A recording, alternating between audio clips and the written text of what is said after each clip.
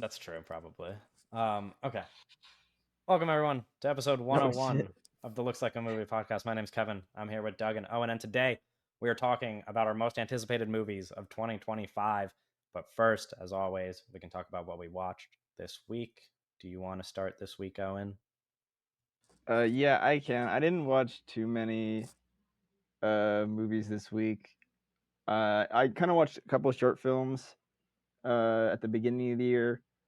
One was Word Movie, the Paul Schertz film, and then I watched the Blow Up My Town, which is a early Chantal Akerman short film. And then I rewatched The Complete Unknown, and then I saw Wolfman, the new Lee Winnell picture, the first 2025 release for me. Have you guys seen anything else that came out this Den year? of Thieves 2? Oh yes, yes, No, yes, of Wolfman's course. the first one for me. Yeah, that was the and first movie for me. And then Wolfman. And you guys are probably going to talk about Wolfman next week potentially, so you don't have to give too much away. But okay. Yeah. Okay. All right. And then David Lynch passed away, so I Yeah. watched Inland Empire.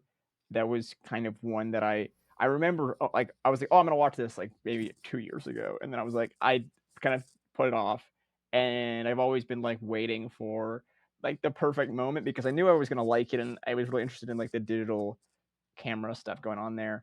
And I had seen a couple of his other films, but then it was definitely like it felt like everyone that day was like, okay, everyone should be watching David Lynch movies right now. So I was like, okay, this is the perfect time to watch Inland Empire, and that I really like that. I really liked it a lot. It's kind of a fast 3 hours. There's just so much going on. It's kind of really hectic. So it kind of, I don't know. For me, it blew by, but I don't know. Maybe it's not the experience that everyone has. Yeah, I haven't watched I the don't know. movie, I but don't know that's if not the fast experience is I the hear. right is the Okay, right interesting. word. I don't know. I felt like it was, but I don't know. Maybe It's if a I watched it, chaotic 3 hours for sure. yeah, it's just there's so much Yeah. going on. There's so much that I'm kind of thinking about, and I mean, it's definitely like emotional watching it that day. But really good. I want to watch. I have plans to watch The Straight Story next, and then I really want to rewatch Eraserhead, and maybe check out some other ones that I haven't seen yet. But I mean, really important filmmaker. Definitely wanted to bring that up, and then I watched The Lodger, which is a 20s Hitchcock silent film, which is like fantastic. It has a lot of like kind of you can see the stems of kind of this is kind of considered a film that started a lot of what he would go on to do later. It's a film about a guy convicted of doing a crime that he may or may not have done, which is kind of it's super Hitchcock, but it's also I mean an amazing silent film. And really like I love there's so much of it is kind of this like gothic uh element to it that is really wonderful. I would recommend that one if you like Hitchcock, but it's also I mean that year is really great. 27 was really great. It's kind of Yeah. I Is would that the just same recommend it year as as that TikTok you made about somebody in the bath? I know that was like no, it was or was that 1913. Oh, okay. But 27 is big for features. I mean, Napoleon and I was about to say Yeah, 27's a Megalopolis. major year. 27's one of those years that they bring up. Actually, Metropolis. But no, I mean, there's some other ones I still want to watch, but I mean, there's some really like all-time movies that came out that year. And for Hitchcock was born in 1899, so he's a 28-year-old guy, and this is like a really impressive short film. Not short film, feature film, but silent film. I meant to say. So yeah, I would recommend that one. But that's all I watched this week. Yeah. On the subject of David Lynch, I guess live on the pod I would pitch that that's a potential episode that we could do if you guys want, as there's a pretty bleak February schedule coming up, if that would be something that people listening are interested in, and I guess you two are interested in doing. I know people in the downstairs comment section would be interested in it. Yeah, I'd Well, imagine, but it's up to you guys. I mean, have some it's your ideas. podcast, you know. I have some ideas on how we can handle that. We can talk about it. Yeah. there's some logistical. We would have to talk about it. I mean, you guys could also literally do it next week while I'm gone if you want. Well, that next week is a little soon. No. I'm pushing shit. Yeah. No, well, well, the thing I was going to say is that the issue would be that I'm just not going to watch Twin Peaks by February, but I would be able to watch most Well, of yeah, if we're the including Twin Peaks, movies. it's like a Yeah, whole. I'd be able to watch most of the movies, but the Twin Peaks of it all would be pretty difficult to pull off in a couple Yeah, and weeks. how would I be able to do it by next week, Kevin? What is this like? I don't know. I just like I assumed you had seen a lot more than me. I mean, I've seen 5 David Lynch movies. okay, yeah. Well, You guys are crazy. What do you mean? that's fine. What does that mean? How many have you seen, No, Kevin? nothing. How many have I seen? Yeah. 2. That's crazy. That's crazy. I just never. I mean, I don't know. I just well, so I watched them like a quite a while ago, and then I had anticipated watching them pretty soon after, like, not this recent news, but the news about his health, and I don't know. It just kind of felt like, I mean, I guess for everybody, the belief was that, like, he wouldn't pass away so soon. Like, you just kind of like didn't expect it to happen, and so I wasn't in as much of a rush to watch them because I was like, oh, he'll just be around even despite Yeah, well, that those was kind of that stuff, and then it the just like kind of happened. thought was like, because he's such a timeless artist that there was like this, even though his health was always in question, there was this idea that he was gonna kind of just live forever, Yeah. and that was just part of it. What was so shocking? Yeah, no, for Yeah, sure. I mean, people were. I mean, it's so because the return Twin Peaks: The Return happened, which on a cosmic scale wasn't even that long ago. Like it Yeah, really, no, like it sure. really was Yeah. not that long ago. And ever since The Return happened, everybody's not everybody, but there's been rumblings about like another TV show that he Or had been yeah, trying to I know do, and there's like a lot of different projects. yeah, just a bunch of different stuff that was kind of like in the air, and then but like nothing happened, you know. And now, Yeah. Well, there would be rumors like every year or so, it would be like that he has a secret film that would be playing at yeah, like a that he has a festival or secret film. Yeah, something. Yeah. And then it was like, because it was always those rumors of like you're kind of just waiting for the next thing, and it was always this kind of, even though nothing was really concrete, it was like, oh, there'll be something, right? There's always, and Yeah. you'd hear like stuff with Netflix and all the drama going on there, and it Yeah. was, but it was always like, oh, we're gonna get something else, Yeah.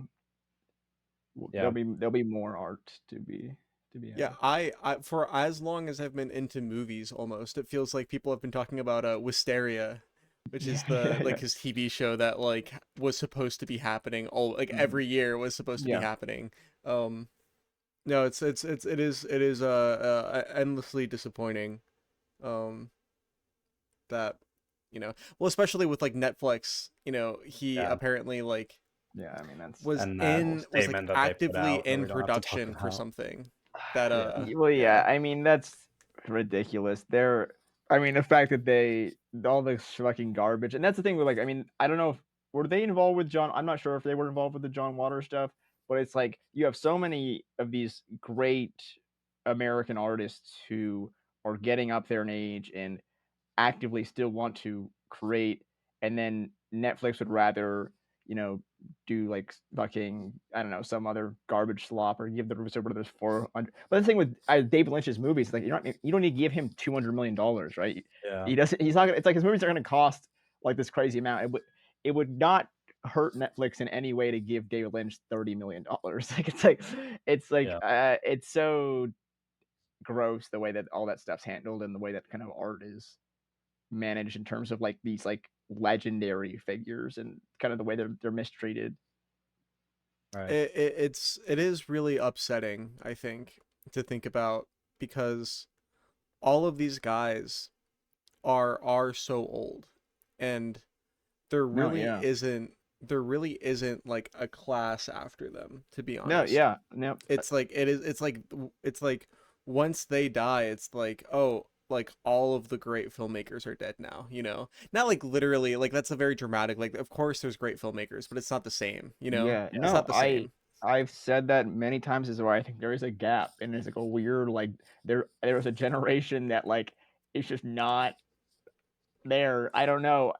The next 10 years is they're gonna all go away. I know it's very weird, and it's like I don't know. I guess we at this moment in time we appreciate them, and that's why it's like it's so important that we support all these artists that are still putting out stuff, and we still, you know, but appreciating them while they're here, because yeah, we're entering a period where these older guys can only stick around for so long, and that's the thing was David Lynch was 78 years old, and He was younger. He was like exactly on the like it's younger end of like these guys you we're know we talking have about. some guys are making it to 90s in their 80s, but you know everyone's got it. You know when you get up there, the health different. It's not somebody's 78 is different than somebody's 85. So Yeah. uh, Well, 85. Francis Ford Coppola is 85. You know, like yeah. these guys are fucking old. Yeah. Mhm. Yeah. Yeah. Anyway, Doug, you want to tell us what you've been watching? Yeah, I watched Wild at Heart the day that David Lynch passed with some of our friends. One of our friends, he actually put together like a really kind of like emotionally intense like supercut of like news clippings of people like announcing David Lynch's death, and then interviews including with David Lynch, and then also like with some commercials and advertisements that he directed, and some of like his like clips from his short films. It was very intense. And then we watched Wild at Heart, which is one of my favorites of his. I don't know if you've seen this one, Kevin. It I'm is not. it's very good. It's very Yeah, good. that's It the is word good. on that's the word on the street. It's a Yeah. good movie. Well, I mean, Yeah. that's the one thing where it's like, obviously, I maybe regret not watching that many of his movies while he was alive, but it's like cool that I still have so many that I get to watch for the first time, which is really exciting. So I definitely look forward to that.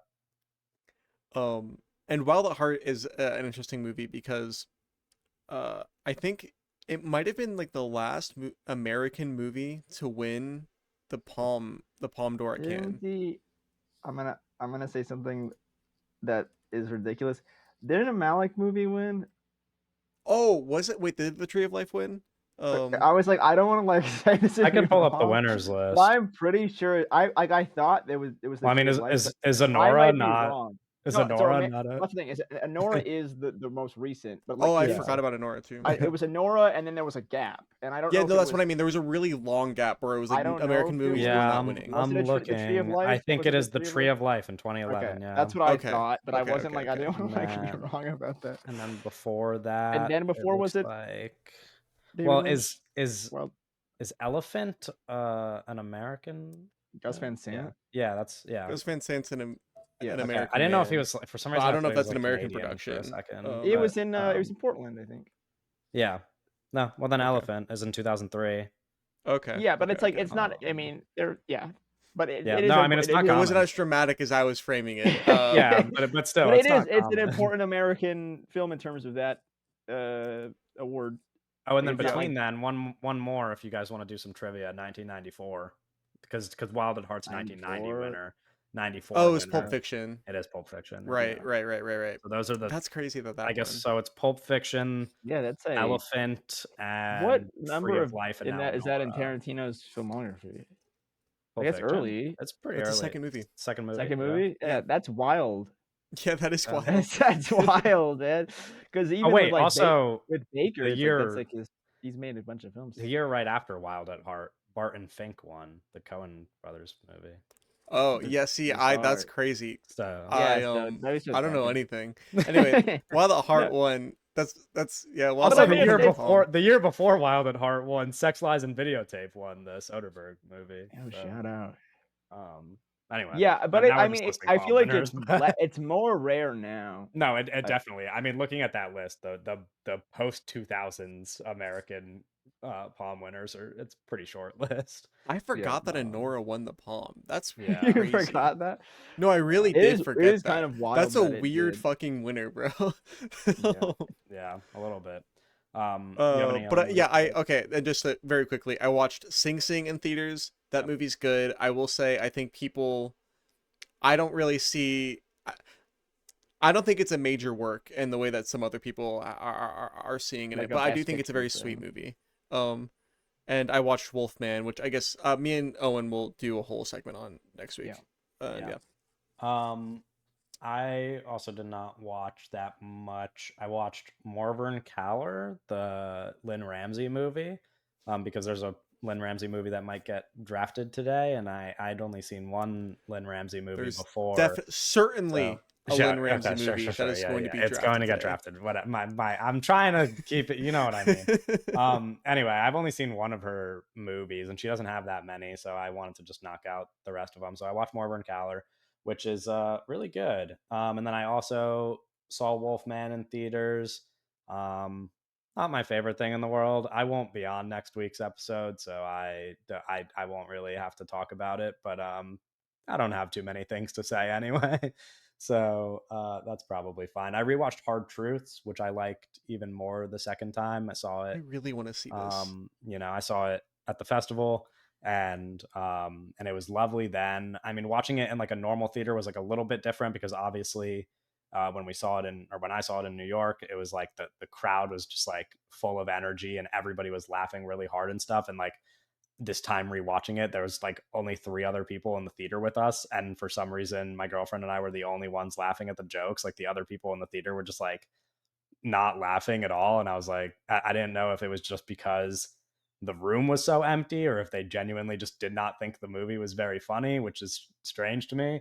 But yeah, it's I mean, it's really good. I really like that movie. It just the day I went to see it, I listened to Mike Lee on a podcast.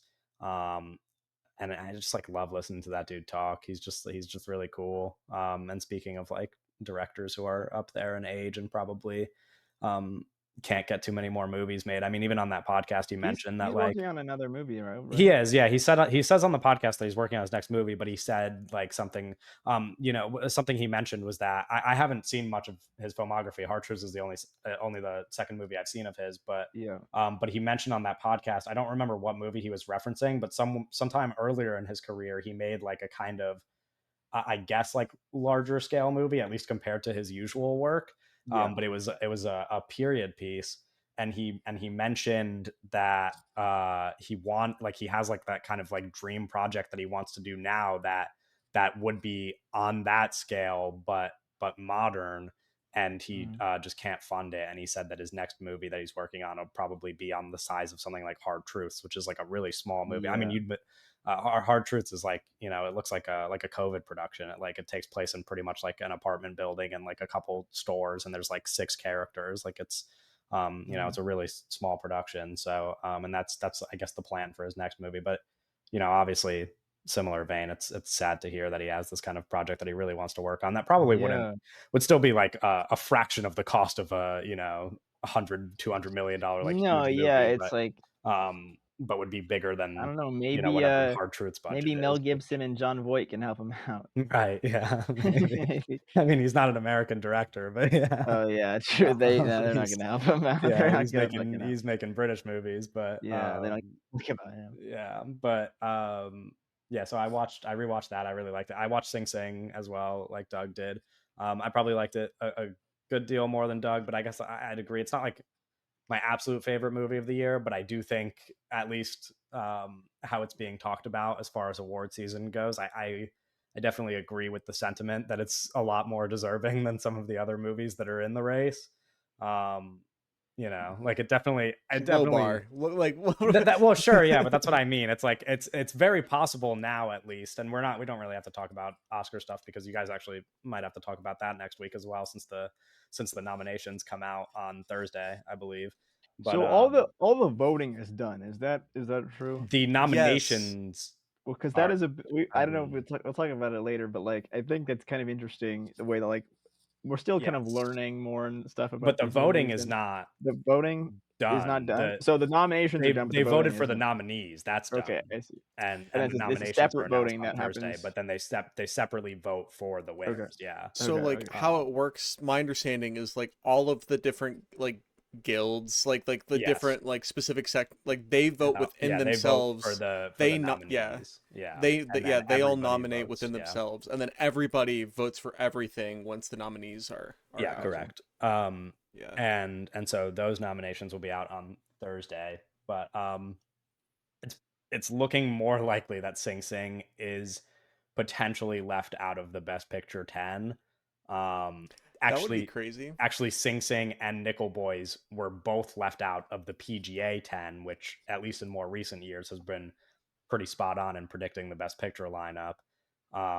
So if it is a situation where like The Substance and A Real Pain get into the 9-10 spot instead of Sing Sing and Nickel Boys, it's just a little bit not cool. But I really like Sing Sing. I mean, Coleman Domingo is just like I really like that guy. Like watching Sing Sing, especially because we talked when it was Oscar season last year. I talked about that movie Rustin, and I was like, yeah, he's good, but like the movie sucks. But then like seeing him in a movie like this, where so much of like the chemistry between the cast matters, and like I was just like, dude, I love this guy. Like he's just awesome. I mean, he's so good in that movie. And I'm surprised that he's kind of even on like the best actor front, that he's kind of fallen to like the fourth or fifth in the race, because I mean, he's so good. And so is Clarence Macklin. But that's enough about Sing Sing. I really like that movie. It made me emotional. It was nice. And then I saw The Room Next Door yesterday morning, which is a movie I wanted to see in New York but didn't get to, and I finally got to see it yesterday. And I definitely understand why the reactions have been a little bit mixed. It's Almodovar's first English language feature, and I guess some people are probably confused about the way that the dialogue sounds, but I wonder. My understanding is like in the Spanish language films, the dialogue is also stilted. Yes, exactly. Yeah. So that's what I've heard, and so like I'd have to go. I haven't. This was my first time watching one of his movies, so I can't compare it. But I imagine it's not. If that is true, then I think people are just I don't know. Maybe they just don't like the movie. But it's a gorgeous movie. I thought it was really interesting. I think it like throws a lot of really like interesting adult ideas at you about it. Reminded me of The Shrouds, I said to Owen, like because it's also about like death and then it throws a lot at you. Like there's like they're talking about climate change and all this like stuff. It's a fascinating little movie. I really liked it. So I guess I'm in the minority there, but that was my week, and now we can draft our most anticipated movies of the year. So I will lay out what our kind of plan is here. We're going bigger picture on the draft and looking to years ahead and how we do this, so that this could be a regular thing. But pretty much similar to the last time we did this, I think we're going to go 10 rounds deep. So we're each going to have 10 movies on our teams for a total of 30 movies. But in addition, I've put together a scoring system that we can later return to when we do the 2026 draft.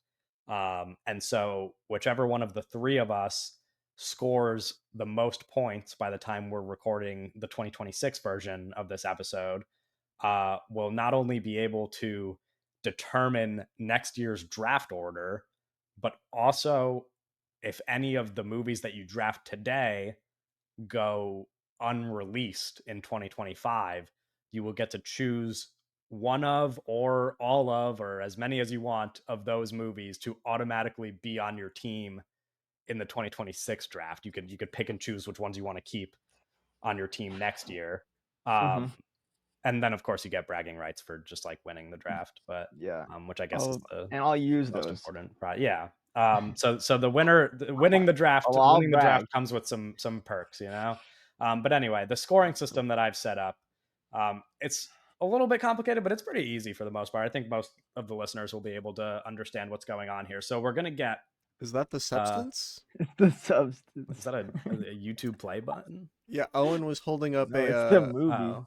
It's like a Substance little doohickey to the camera. Yeah. The audio podcast that we have right now. we get 1 point for every movie that is released in 2025, which includes the kind of Oscar releases that they do, where it's like limited at the end of January and then or at the end of December and then expands wider in January and February. So movies that are eligible for awards in 2026. We get one of them. No. I'm saying you get a point for each movie that is released. I was like, and what? So this rule just exists. Yes, you literally just get a point for having a movie that gets released. This is just to to Yeah. fight against movies that you draft that do not get released this year. You get a Well. point for every movie that you What if it was draft like golf? that has what? What if it was like we were trying to pick the worst possible? Okay, well, we're not doing that. So, you get a But it point would be for every movie that you draft that ends up with a Rotten Tomatoes score of 90% and up. That one's a Damn. pretty easy rule. For reference, I believe Welcome to my all team. for reference, I checked our Superman. top 10 lists of 2024, and all of us had minimum 4 movies on our top 10 lists with a 90% and up. You get a Yeah. point for every movie that you draft that ends up with a letterboxd rating of 3.8 or higher. You get a point if all 3 of us give the movie 4 stars or higher. And this one is kind of, technically we could cheat and lower our ratings, but I think we're all not only people of integrity, but I think by the time like We will like we're a not month from considering now we're gonna this. forget Yeah. about this. Like we're not gonna be Yeah. thinking about this when movies come out. So I don't, I figured that rule was fine.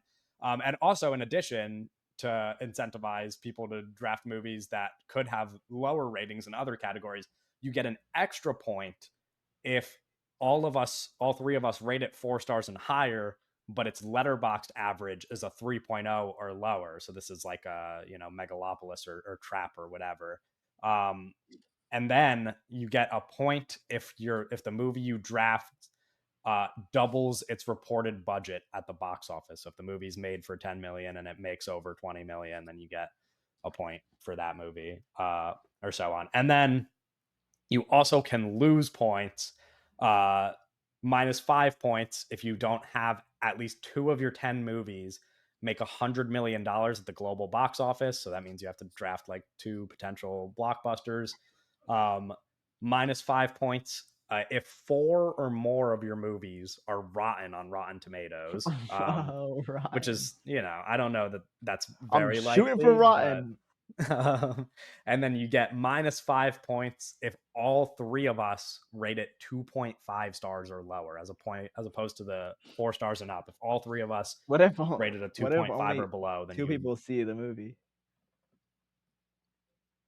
That's a Like, good point. What What if if only like 2 of me us and see the Doug, movie? or like you and Doug see it and are like half star, and I just don't see the movie? Like, dude, no points. Actually, I also will. I also wrote this wrong. It should be minus 1 point, in the same way that it's plus 1 point for the 4 Oh, so stars. not It should minus be 5. it should be minus 1 for that category for if all 3 of us rate it 2.5 stars or Because lower. 5 Not is minus kind of 5. a lot. Yeah, 5 was for the other categories because they're like a total of the movie. You know what I mean? Like it's like the movie. This is just for individual movies. Anyway, so those are the rules. I know they might sound complicated altogether, but like it'll be pretty easy to score it when we look. What do you think the the Substance has on Letterboxd? An average rating? Like it 4, had a no, it had like 4.0. a 4. I think if I had to guess, I think it's dropped to a 3.9 or a 3.8. I'll guess a 3.9. It's a 3.4. Oh, what? Because I was looking, because the spoiler alert, the Monkey comes out this year, and I was like, oh, maybe the Monkey would be like a sneaky movie because like it probably gets a high rating. Substance is not the Substance. The Longlegs 3.4 is like kind of shockingly so low. you just said a different movie. Oh.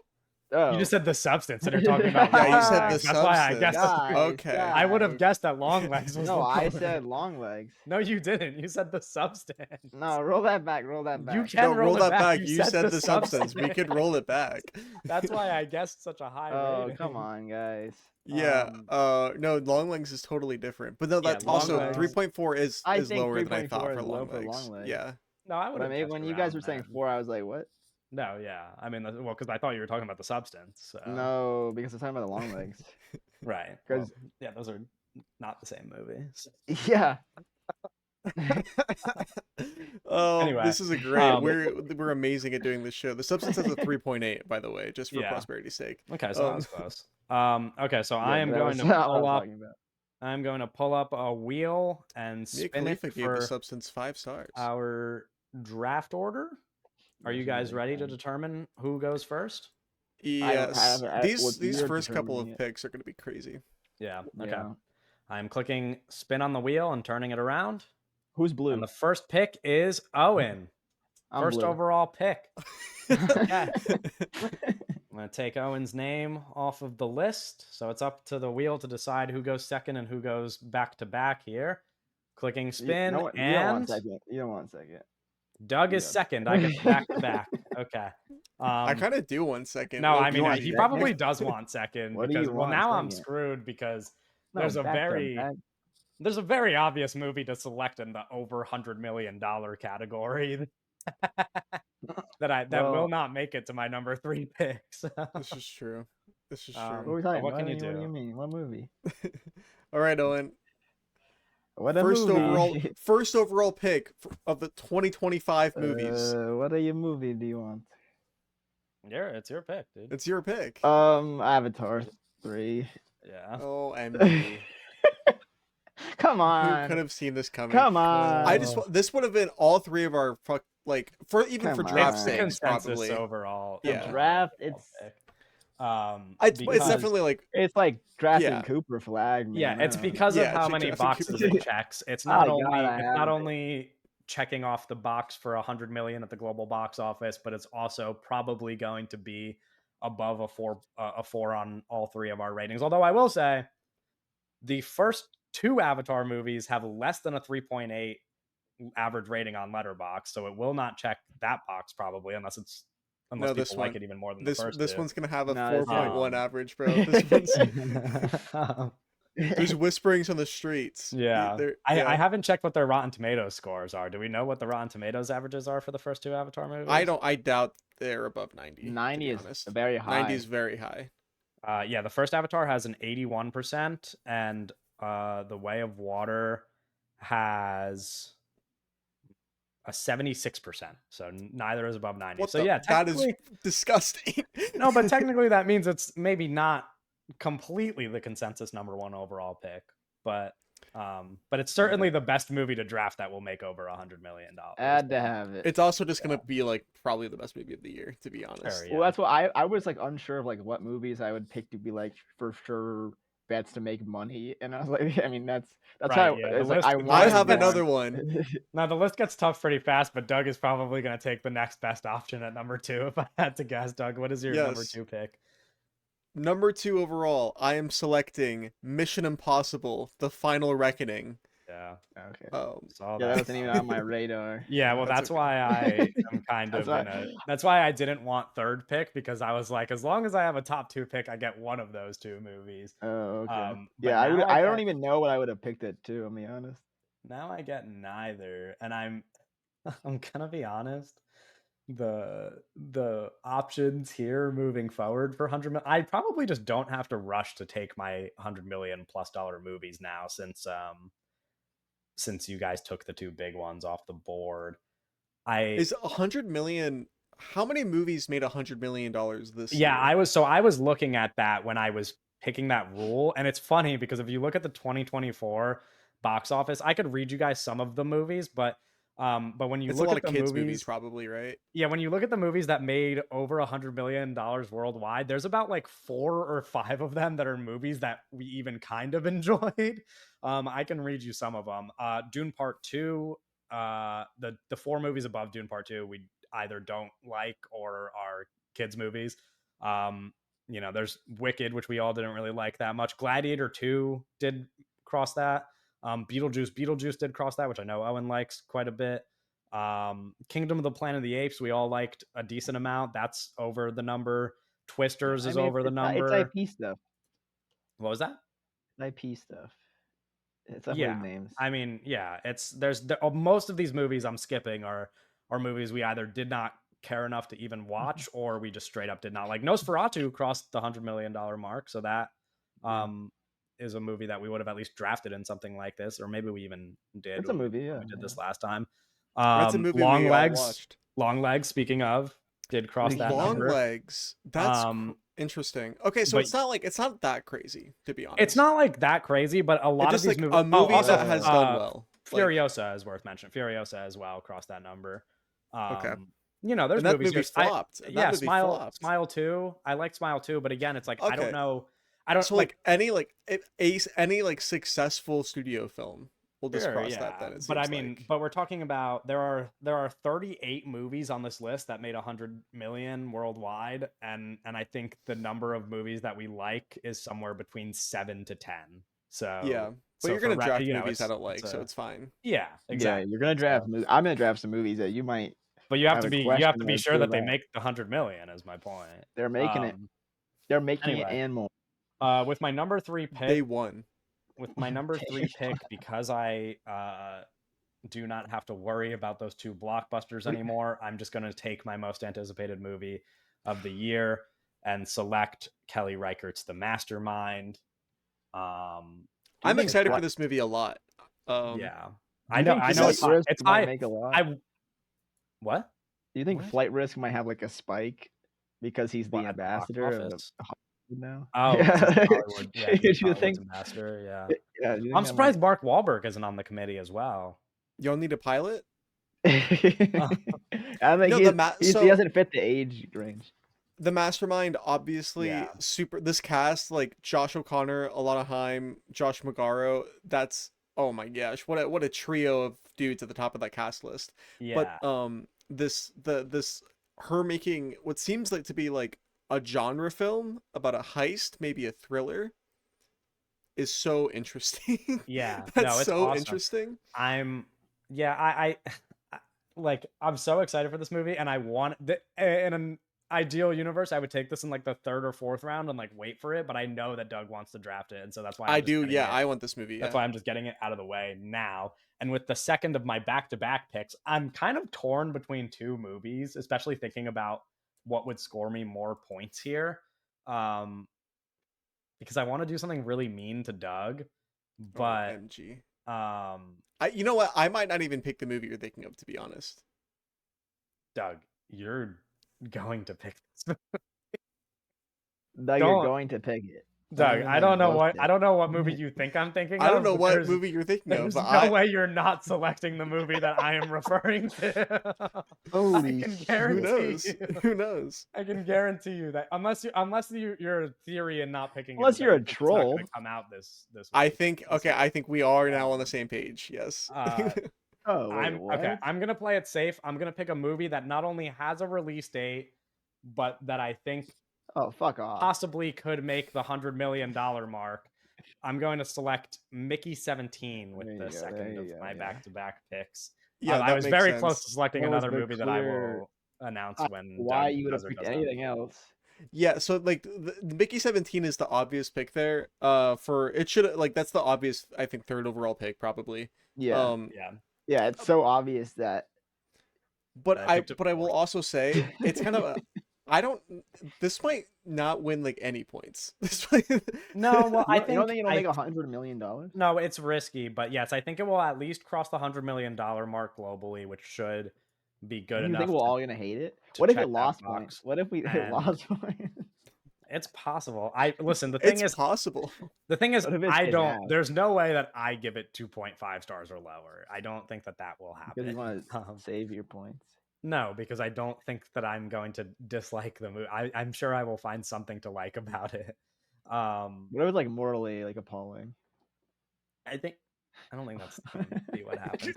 It's very possible that it's like not rated super high on Letterboxd, or that it doesn't have a 90% on Rotten Tomatoes or whatever. I think it will. But 90 is so high though. I don't think like a lot of these will get. Most of these won't get 90. I would bet money that Mickey 17 does not have a 90% on Rotten Tomatoes, bro. But I still think it's a good pick. That's what people should be doing in the comments, be betting on this. Right. Yeah. Well, the other side of this is that we're still trying to draft movies that we are excited for. We're not only doing this for points. Hey, I'm playing the game, pal. We're also just picking movies that we want to watch.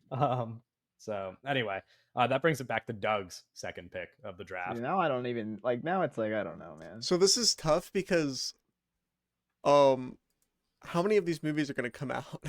Yeah. Well, that's when it starts to get interesting. Because I don't know, to be honest.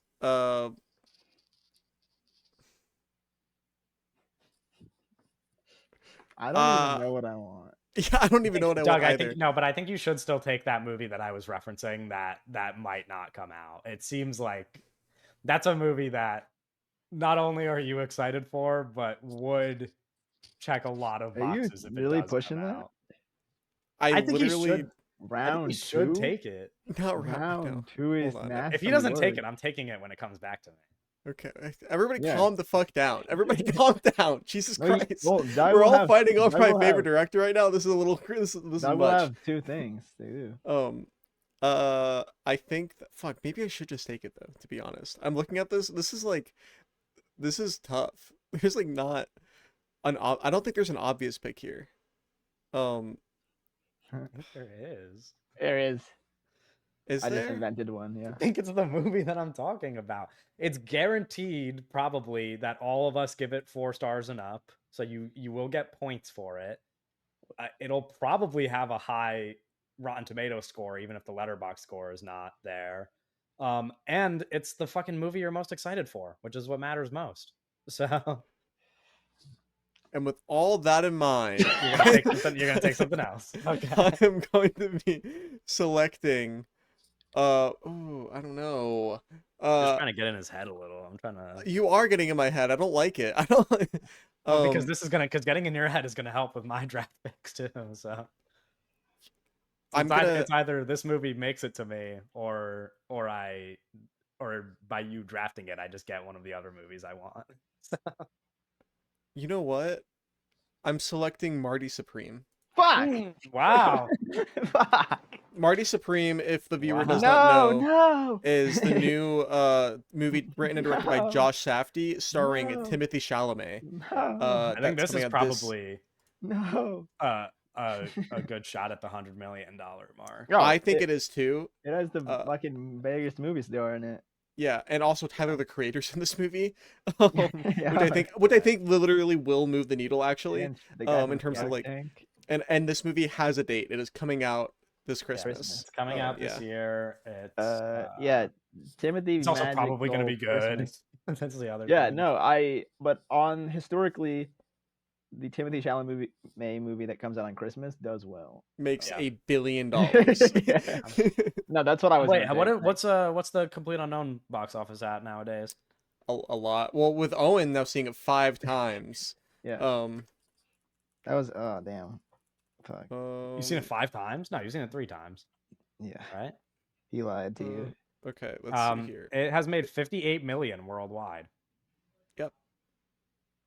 So Well, but it hasn't come out. yeah. It's only in America. It's Like it not, hasn't yeah. been played like anywhere else. But for the purposes of this draft, as I explained to you guys, it has to meet the criteria by the time we're recording this episode next year. So if your Right. movie doesn't cross 100 million by the time we're recording this episode next year, Avatar comes out Um, really late. You know, it might not cross. I'm pretty sure you don't have to worry about it. I don't think that's the movie you have to worry about. Anyway, now Owen gets back-to-back second and third No. picks. Yeah. I don't know I'm what excited to for Marty do. Supreme also. I that was No, just, no, like, a same. I mean, strategic- I was yeah. thinking about this too because I was like, when I thought about it, I was like, first of all, Challengers is my favorite movie of the year. So like another like good movie about like exciting sports stuff is like, well, because it's the ping pong I don't movie. So it's like, yeah, I think, no, I think know, but I I'll- think it's funny to be like, I love Challengers. I can't wait for Marty Supreme. no, because it's like because part of what I like about Challengers is how like exciting the tennis is, and so if I think the- it might be more like I love Uncut Gems. I'm excited for Marty Supreme. sure, That might be yeah. more True. like in But it's line true. with. Well, I mean, Uncut Gems doesn't have Adam Sandler playing basketball in it, but it's just like, It does. It literally does. It literally Sure. does. but not like Actually. in the same, not like in the same. He's not like a professional, like No, yeah. he's, you know what I mean. Okay, all right. I gotta Okay, think about Owen, this, guys. third I gotta pick. think Third about and this fourth pick. because I Second and third. really wanted at least one of Sorry, yeah, those. second and I third pick. wanted either Mickey 17 or Marty Supreme. Oh So boy. now I'm like, I don't know what the fuck to do. Yeah, this is what Oh, happens boy. during the draft. Well, I was like, I was hoping Doug was gonna take something else. So I was like, Yeah. Mickey 17 is probably gonna go in one of these picks, but I thought Marty might slip a little. Yeah, all your favorite actors got yoinked. Yeah, Uh, tough spot to be in. but now I feel like I'm just gonna take something like I'm trying to think of like what like the like actual like smart thing to do here would be. Right. That's what I was. That's why I picked Marty Supreme, because I was Because I thinking was like, about I that. could take some bullshit. I'm thinking towards the end of the draft there might be like a semi bullshit movie I take just to be safe about the $100 million thing, you know? Because I'm like gambling a little bit on movies that I think should make $100 million, Well, but towards the end I might just well, kinda- some of these movies, it's like the 100 million is tough. Well, a lot of these movies, it's like I literally have such like I'm not confident a lot of these movies are going to come out. Like actually, like I think they will, right? But like, Right. Which is what I was saying. I think I said this off recording, right? But it's like you could just theoretically win this by drafting 10 movies that you know will come out this year. Yeah. Which is fucking ridiculous. Yeah. But that's why that point system that's is what there. I've done That's so why far. 2 picks in, these both dated. Yeah, many picks why I'm together. winning. Oh, and do you know what your second pick is? The Not to rush Mastermind you. might not come out, Kevin. No, that's true. But I'm not. That's not going to stop me from taking it because if it doesn't come out and I could still win the draft, then the Yeah. Mastermind is just on my team next year automatically. I will be picking up my second $100 million movie, and I'm gonna take Sinners, the Ryan Coogler movie. I think this is a really smart pick. Yeah. Oh, that's what I wanted my other $100 million. I had backup options. I thought you guys weren't that excited for this movie, which is why I thought I would just safely get it in like the 5th or 6th round. I was not going to take it unless we went like unless it like fell to like 7, 8. I'm not like I'll be there day one, but like I'm not like super excited about it, but also like I think it's gonna be solid, and that was my being like I'm gonna take something smart here. Yeah. That's tough. I really wanted that movie. It's very high on my list. And then that means I can do something stupid now. Actually, no, but Sinners is the Sinners looks really interesting. How do you guys feel about the idea that it was supposed to be is that confirmed? No, it's a rumor. It's just a rumor. Okay. I don't think that it was supposed to be what? Jonathan Majors. Oh, like there was yeah, supposed to be two of him, or he was supposed to be one of the twins. No, he was supposed to be one of the twins. Yeah, I like think it's like it's a good twin and a bad twin. I think the rumor is like Jonathan Majors was supposed to be the bad twin. That's so funny that they were like, instead of casting someone else, we're just gonna duplicate Michael B. Jordan.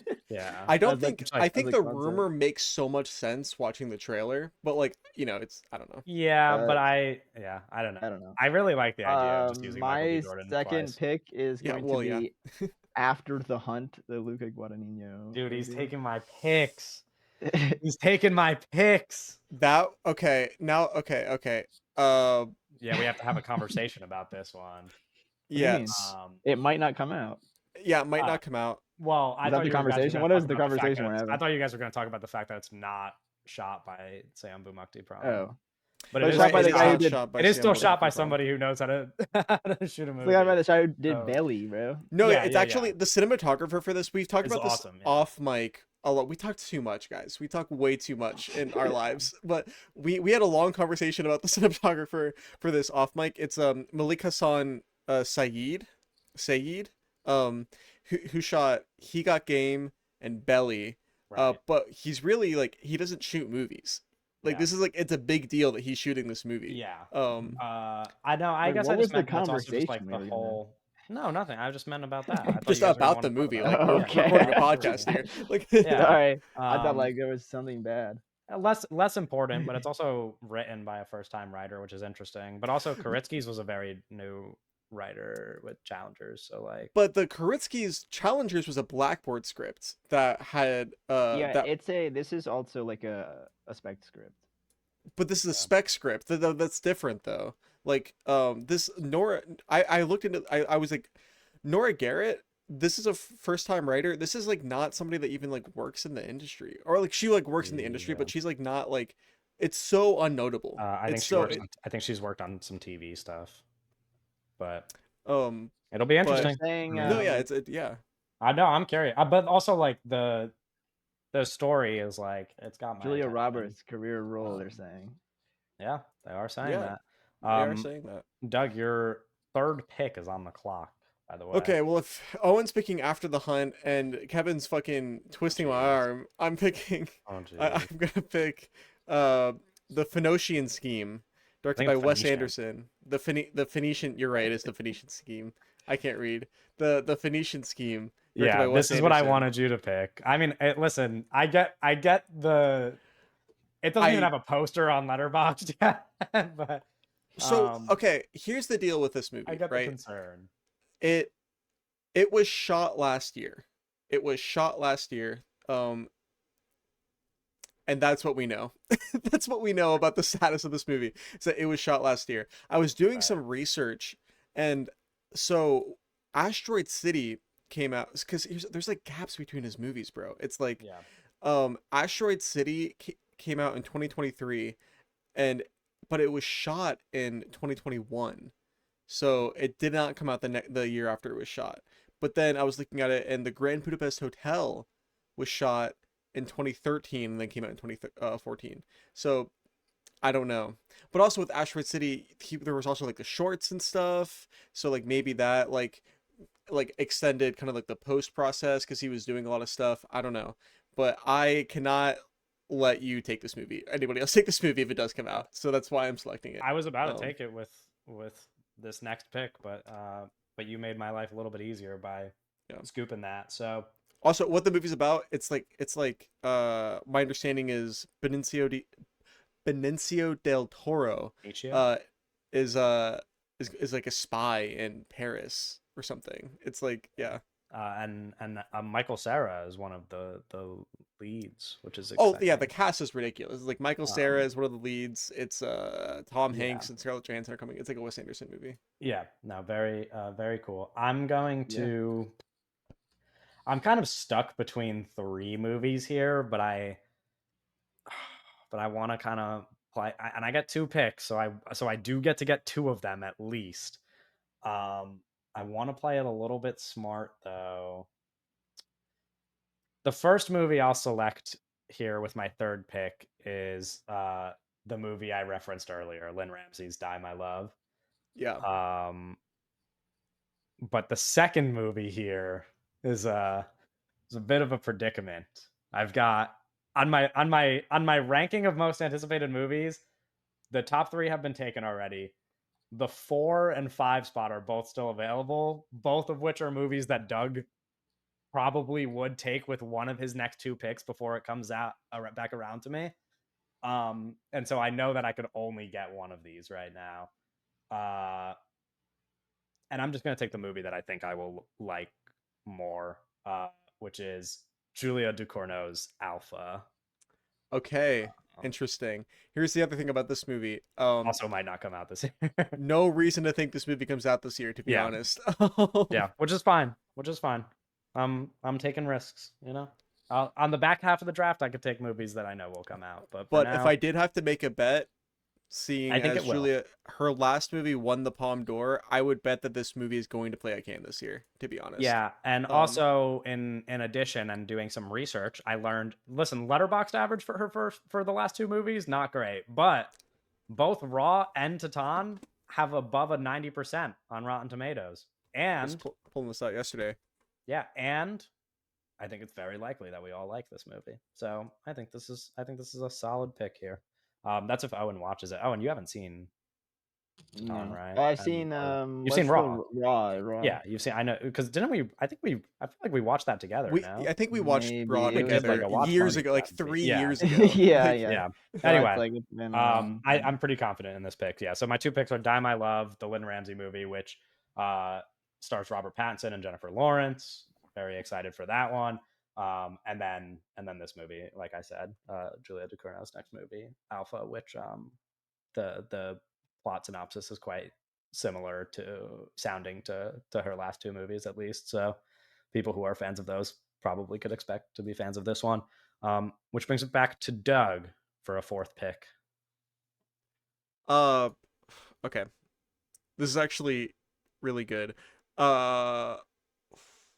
So there's a movie that I think I know that I'm more excited for you guys then, but I think I underestimated how much more excited I am for it than you guys. So I think I could just let it cook and get it later, to be honest.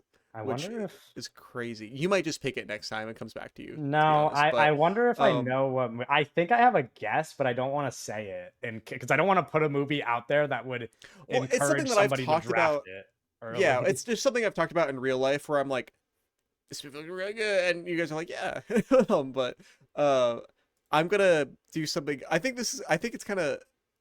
People might be annoyed that this even fell to this spot. To be honest, Oh, I'm picking Frankenstein, directed by Guillermo del Toro. I'm gonna Uh, be honest. That's the so movie I thought you were just describing. Oh, interesting. Okay. I yeah, thought, yeah, I was debating this or Sinners, but I picked Sinners because Sinners is going to be in theaters. That's Right. the big thing Sure. is Frankenstein is not making any money because it's a Netflix movie. right. But I'm probably a little more excited for Frankenstein. Um, so yeah, Yeah, that I was didn't my know. call Yeah, stuff. I thought. I mean, I didn't know how excited Owen was. I guess I should have assumed that Owen would be excited, but I thought that that's what you were referencing when you were talking about a movie that you were higher on than the two I'm of us. excited to But see. We really don't have like we have like one image. yeah, Like, exactly. And but only I set can't photos. wait. We don't have any Yeah, like, I yeah. can't wait. I really hope they. I know they're gonna do some stupid shit where they show like Jacob Elordi like a week or two before it comes out, but I really can't wait till we get that look of him because I mean it's very interesting as well as they went from Garfield to Elordi, which are definitely different like physiques. Yeah. But yeah, I'm excited for this one as well. Yeah, no, this is a really good pick. And now Owen gets back-to-back picks. All right, I'm gonna take highest to lowest. The Oh, like fuck. the. Dude, why is Owen taking like all of the... He's taking like the most me movie. Is this for sure coming out this year? It says spring. It's It's a spring. Yeah. Okay, yeah, it's okay. That's why I expected didn't to take come it out, because yeah.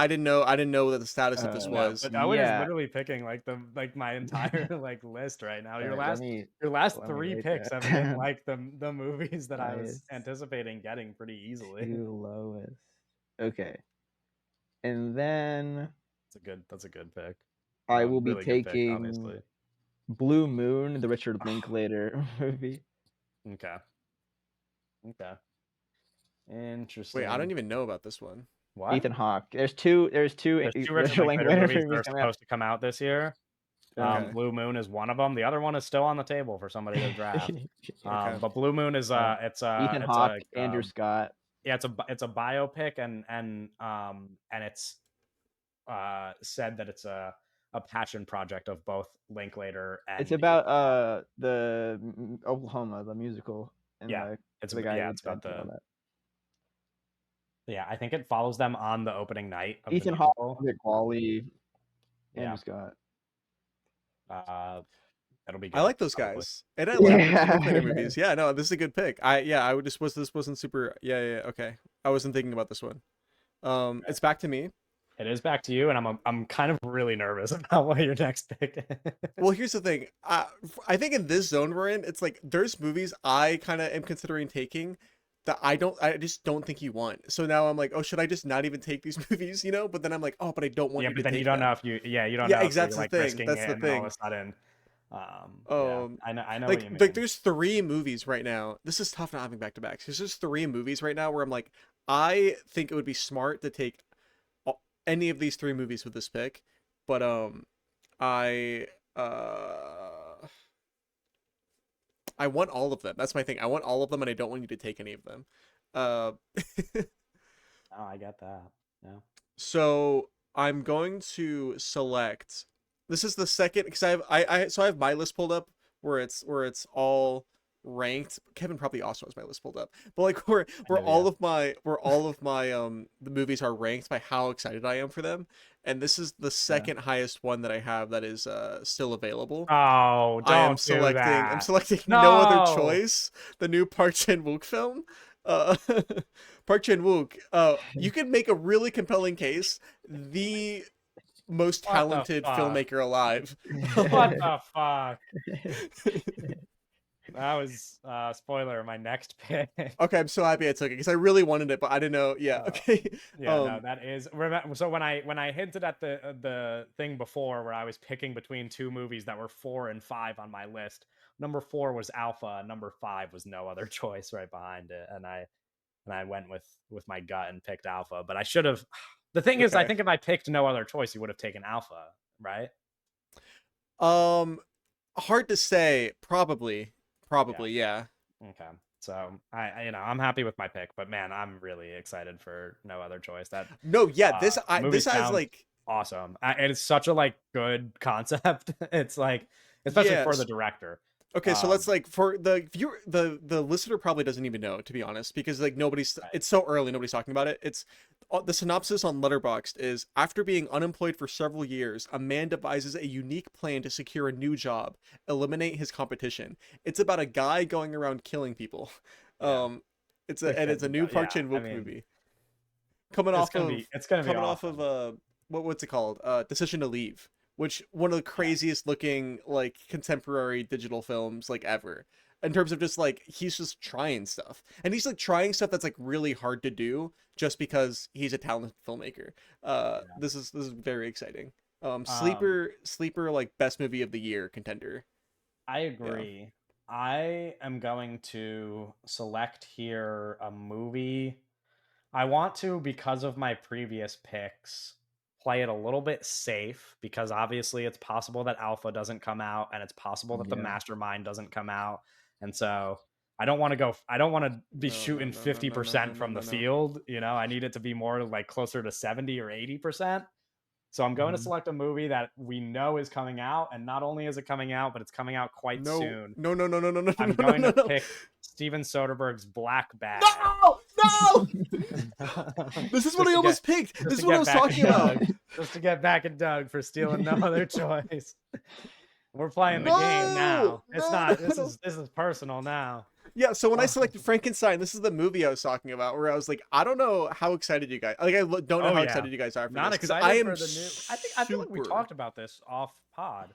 That we're No, all yeah, super but like we excited talked for about it, and I was like, this might be the best movie of the year, straight up. And then I was like, well, I don't know if you guys actually feel that way. So then, No, I'm very excited for this movie. Every no, time I this watch movie, the trailer, it this like trailer, yeah, oh, it's dude, awesome. And this is like one of those riskier things, at least from my perspective, because it's like there are Steven Soderbergh movies that I've watched where I'm like, yeah, they're just okay, but like when they're good, they're so good. And this one looks so good. no, this So one it's looks like, so you never good. know. It could end up just being like a 3-star movie, and then most people are pretty mixed on it, and it doesn't really check any of the boxes required for this draft. But But it it's could coming be, out. It's yeah, coming but It it's is out. coming for sure out, coming out. and it could also check several boxes for this draft, including I think the most important box is that all three of us like it. I think those are the safest movies to draft, is movies that we think all three of us are going to like. And I'm pretty confident that this could be one of those. So yeah, so I'm selecting Black Bag with that pick, and then I have a back to back here, and this is where I get like really unsure about what to pick. There's a movie that there's a movie I thought was going to be my next pick and is supposed to come out this year. It is dated for this year. But similar to Doug with Black Bag, I don't know that you guys care too much about this movie. And I could be Oh, wrong, so take it. but I'm thinking I could just leave it Do you for care another about it? round. And so I'm going to. Oh boy. Oh boy. I got some tricks Okay. up my sleeve. No, I'm sure you do, but I've got a couple as well. I'm going to. I'm looking at Doug's list, and I'm shocked that this movie is not You on gotta it stop anywhere. taking. No, You well, gotta I'm stop looking wondering at if the Doug list. is just like I'm wondering if Doug whoa. knows something that we don't, and he's just confident that this movie I'm thinking of does not come out this year. If it's not on my list, that's probably the case then. Not But like know something you don't Slow know, but your like just roll, pal. yeah. no, I mean I don't.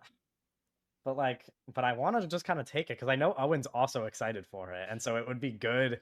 It would be a good pick to steal here at the number 6 Oh spot. yeah, no, you're probably thinking of a movie that I just don't think is gonna come out this year, straight up. Like Yeah. pretty yeah. Yeah, it's not coming out this year.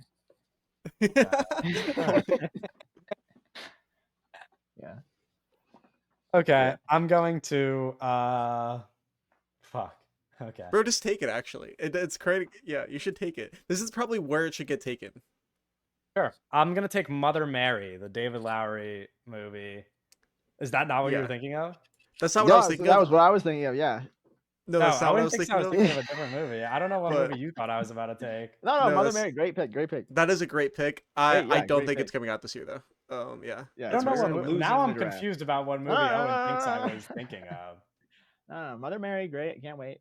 Yeah. Love Ghost Story. I'm looking at Owen's. There's not a movie here that you should feel in danger of me drafting. That Mother Okay, Mary good. is like Good. Well, you're just the words you use sometimes have meaning that I think about. The words you use sometimes have meaning. no, because I'm looking at Owen's. I mean, unless he's talking about The Running Man, which like That movie's coming out this year.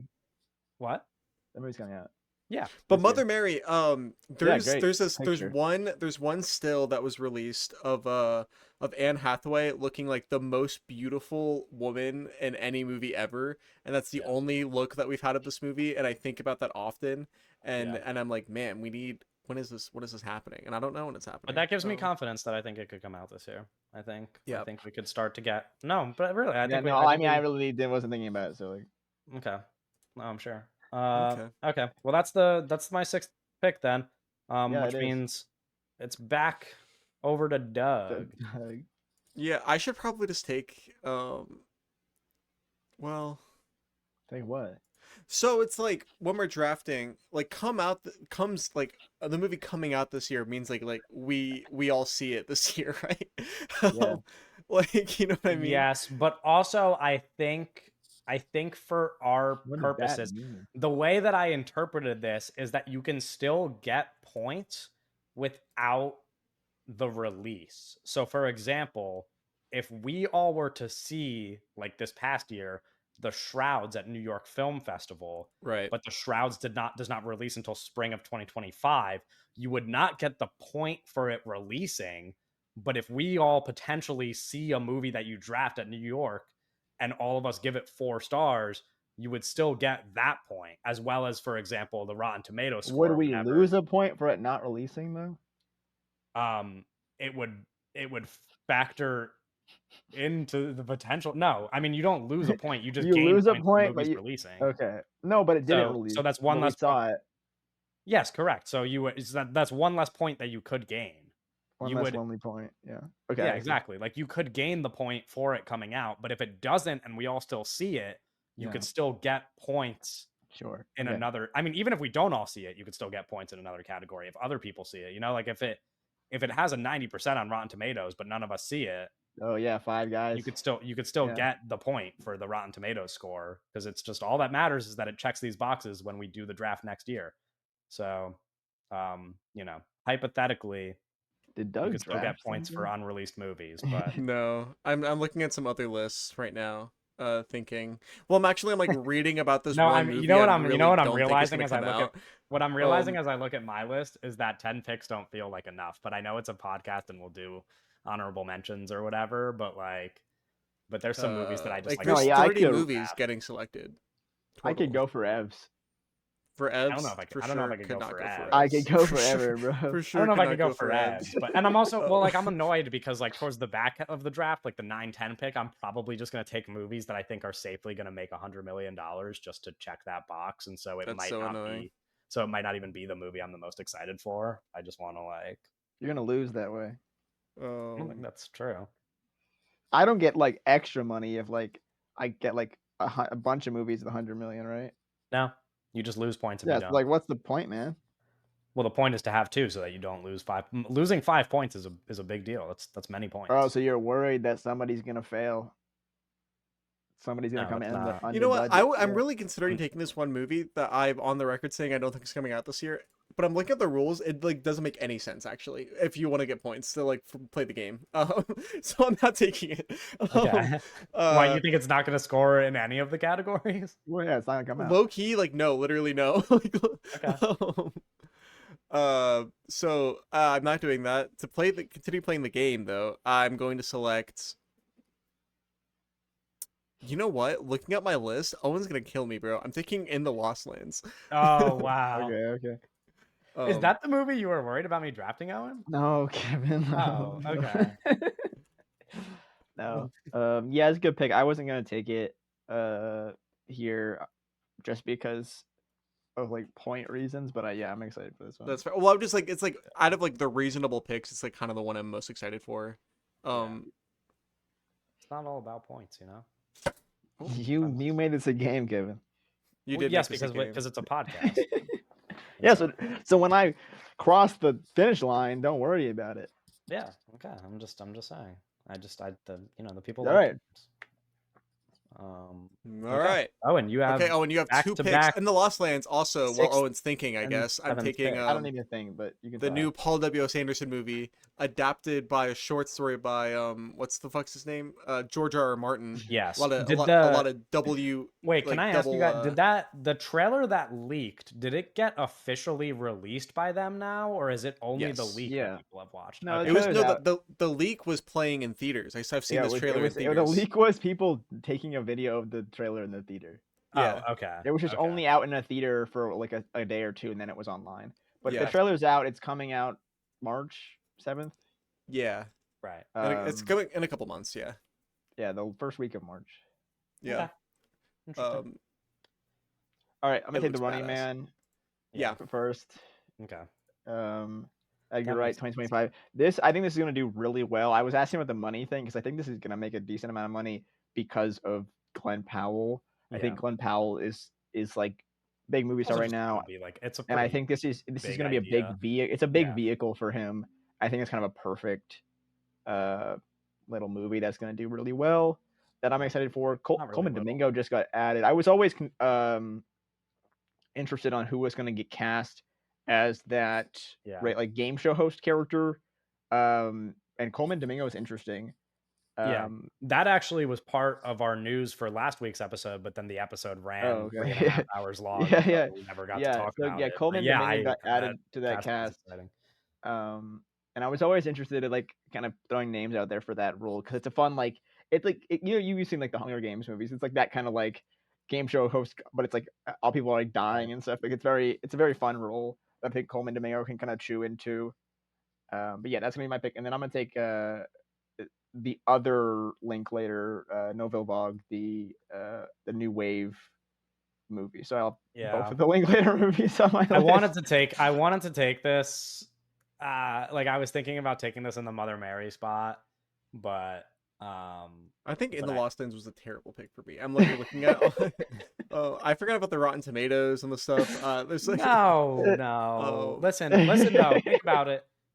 Yeah, that's why I was like, I'm not make taking up it for the Rotten Tomatoes score when the movie has a 2.2 average on Letterboxd, and we all like it. Yeah, exactly. So that's something to keep in mind. No, I mean that's a good pick, Owen. I really I wanted one of the Linklater movies, but I was kind of torn between which one to draft and also like uncertain about the release date and all of that stuff. So it's not the riskiest pick though. I mean, well, it's tough. Yeah, it's tough too, I guess. So it's tough because you don't know if both of them are going to come out this year. Sure. And so drafting one, you're not sure if that's the one that's going to be the one that releases. But I guess if you take both of them, then there's less risk involved because at least one of them should come out this year. They're both done filming, so I'm expecting them to both come out this year. Right. But okay. I mean, who knows?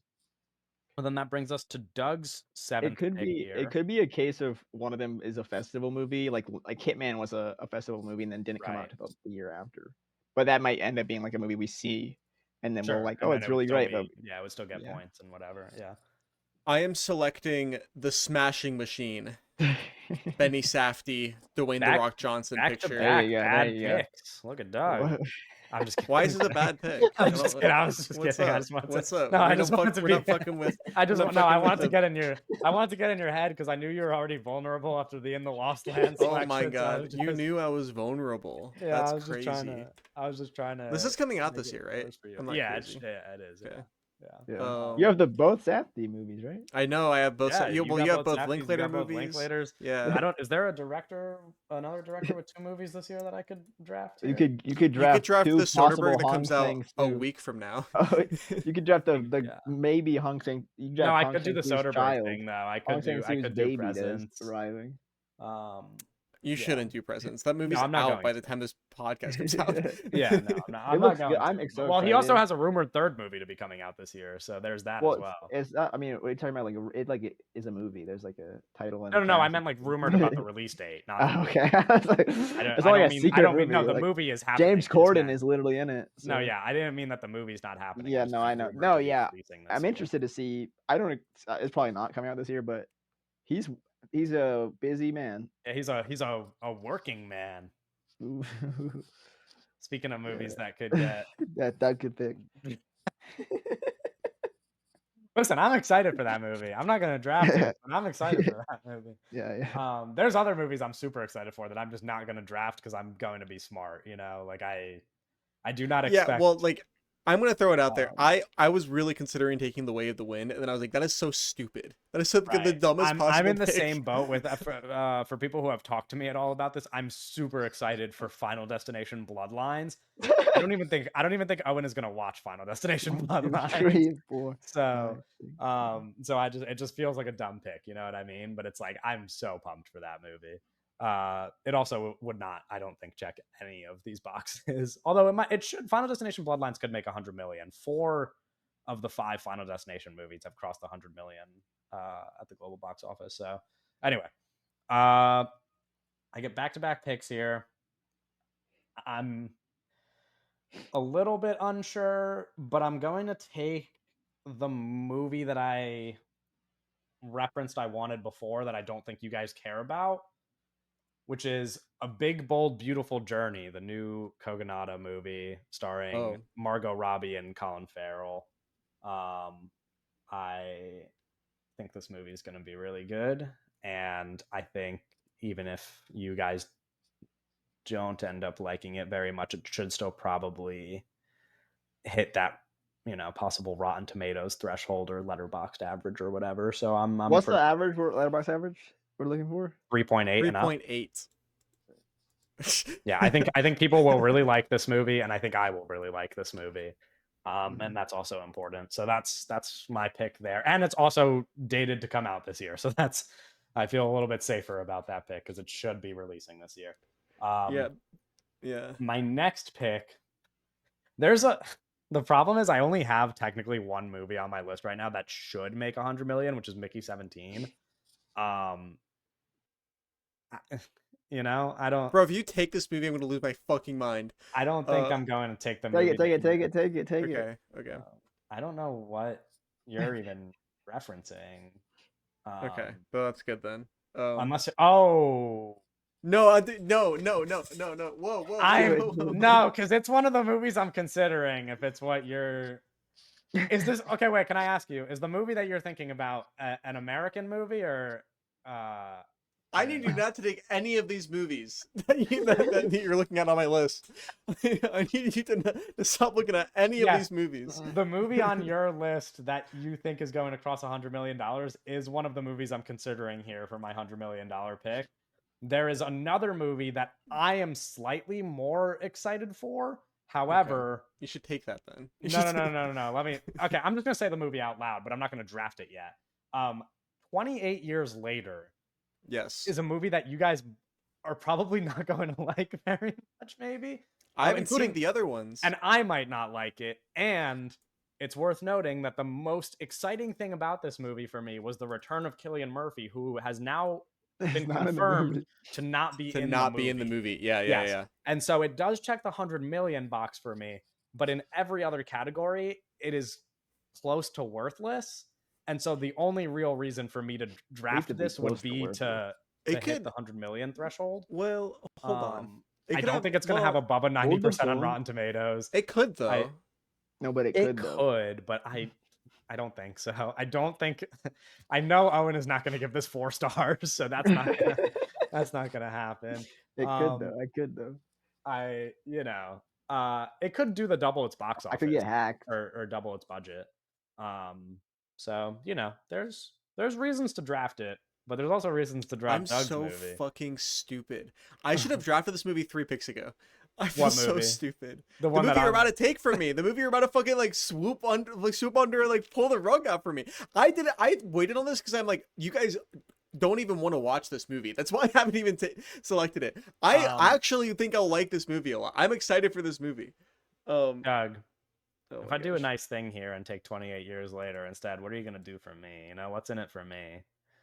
What is going on, man? Gonna deal. What Yeah. is going on? Listen, I just need a movie that's gonna make some cash. This is how TikTok got brought back. Oh my No, well, god. there's another. Okay, I'm just gonna throw some other movies out here that are in the In the lost running for land. my $100 million pick that you guys are not even coming close to drafting. Along with 28 years later, I could, instead of taking Doug's movie, Dude, take Zootopia 2. What are you talking about? Draft Zootopia 2 right along now. with Doug's movie, I could instead take Jurassic World Rebirth, which is a No movie shit. that I'm quite excited No for shit. because I like take dinosaurs Superman. quite a Yeah. bit. You could take Superman. The Running Man would have been the smart pick, honestly, and then I wouldn't have been in this dilemma. But you know, shit happens. Well, yeah. I'm going to You be nice lost. to Doug, and I'm going to select 28 years later with Interesting. my next Okay. movie. You guys So that lost. Doug could take his movie. No, it's okay. Don't worry. Listen, No, I haven't lost. I'm not gonna wait. reigning. I'm gonna take That's what- F1, the new Yeah, that is the which is the movie movie that that I we was were beating around the referencing. bush. Yes, F1, the new Joseph Kosinski movie. Here's the thing. This is according to rumors, it could reportedly be the most expensive movie of all time when it comes out, at the time of it coming out. Its budget has ballooned to like over $300 million. This movie's ridiculous. It's the Top Gun guy making a Top Gun movie for Brad Pitt. I don't know. You know what I mean? Yeah. No, I mean this could make the most points out of any movie. No, that's not true. It can't, because like you guys aren't gonna give it 4 stars. But no, I it could, could. I'm excited for this movie. What do you mean? I love Top Gun. No, The but movie's Owen so won't. ugly. But How do you feel about the trailer for this, Doug? I think the trailer's badass. That's the thing. The trailer came out and everybody was like, "Oh, it just like it looks worse than like normal F1 racing," and I was like, "Who gives a fuck? Normal I don't F1 give a fuck, bro. I'm moved. Oh, I'm yeah. like the camera's whipping around. I'm moved." No, Doug's listen. moved. I'm gonna be honest. I didn't want to say this publicly, but now that Doug's doing it, I like the trailer too. Okay, Yeah, I like watching cars go fast. That's one of my favorite things in a movie is watching Wow. cars go fast. And this movie has lots of cars going fast. You know, Yeah. You know, That's do a you good know point. there's AI doing it. cars in the movie? Oh, for yeah? sure, not AI cars in this movie specifically. For sure. Yeah. Yeah. I just We'll turned see. and it is the snowstorm has started. By the way, for my East Um, Coasters. Not here. Well, maybe it's just this little region. I don't know. Anyway, no, I mean I like the F1 pick. F1 is That the must movie be that I was going special. to. F1 is the movie that I was going to select if I wasn't Yeah. gonna be nice to Doug. I but, was debating with yeah. like when I picked Sinners, I was like, oh, maybe I'll take F1 because that's gonna get money. And I was like, that movie looks bad. Yeah, no, I'm excited for F1 actually. Yeah, no, that's a good pick. That's a good pick. I agree. I think it's a good pick as well. That brings us back to Owen for a back-to-back. I think. Yeah, I'm gonna take Father, Mother, Sister, Brother, the Jim Jarmusch movie. That's a Are great you pick. fucking serious? That's a great pick. Adam Driver, let's go. Are That's a you? great pick. Kate Blanchett. What the fuck, dude? Fucking, let's run it. Let's fucking go. I was saving that for my last pick of the draft. What the fuck? Should have picked it last round. Oh my god! What? All right. And then I'm gonna. Bro's freaking out. I feel like No, I'm like that's killing it, crazy. so I'm It gonna isn't even on your list. I'm gonna burn a pick so when I win, I can just have it locked for next year, and then I can win again and then lock it for the next year. And I'm gonna take the way of win, and I'm just gonna Yeah. keep locking it in for every year until it comes out. Okay. We'll see when you lose and it falls back into the pool. I hope that you lose the draft. Actually, yeah. After that father, mother, sister, brother pick, I hope that you lose the draft, and then right after you lose the draft, it is announced that movie is coming out in 2026, and then I fucking win the draft and I get first pick and I can take it. Fuck you. Okay. I can't believe you took the fucking Jim Jarmusch movie. That's crazy. Oh, that pisses me off so much. What the fuck? Okay. So father, mother, sister, brother, and then the way of the wind. Which means you have 9 of your picks selected, so you only got one movie Yeah. left. Doug, you are on to your 9th pick. Yeah. Honestly, I can get kind of freaky with it. To be honest, I've been looking at like a lot of other stuff. I've been like really considering all my options here. There's like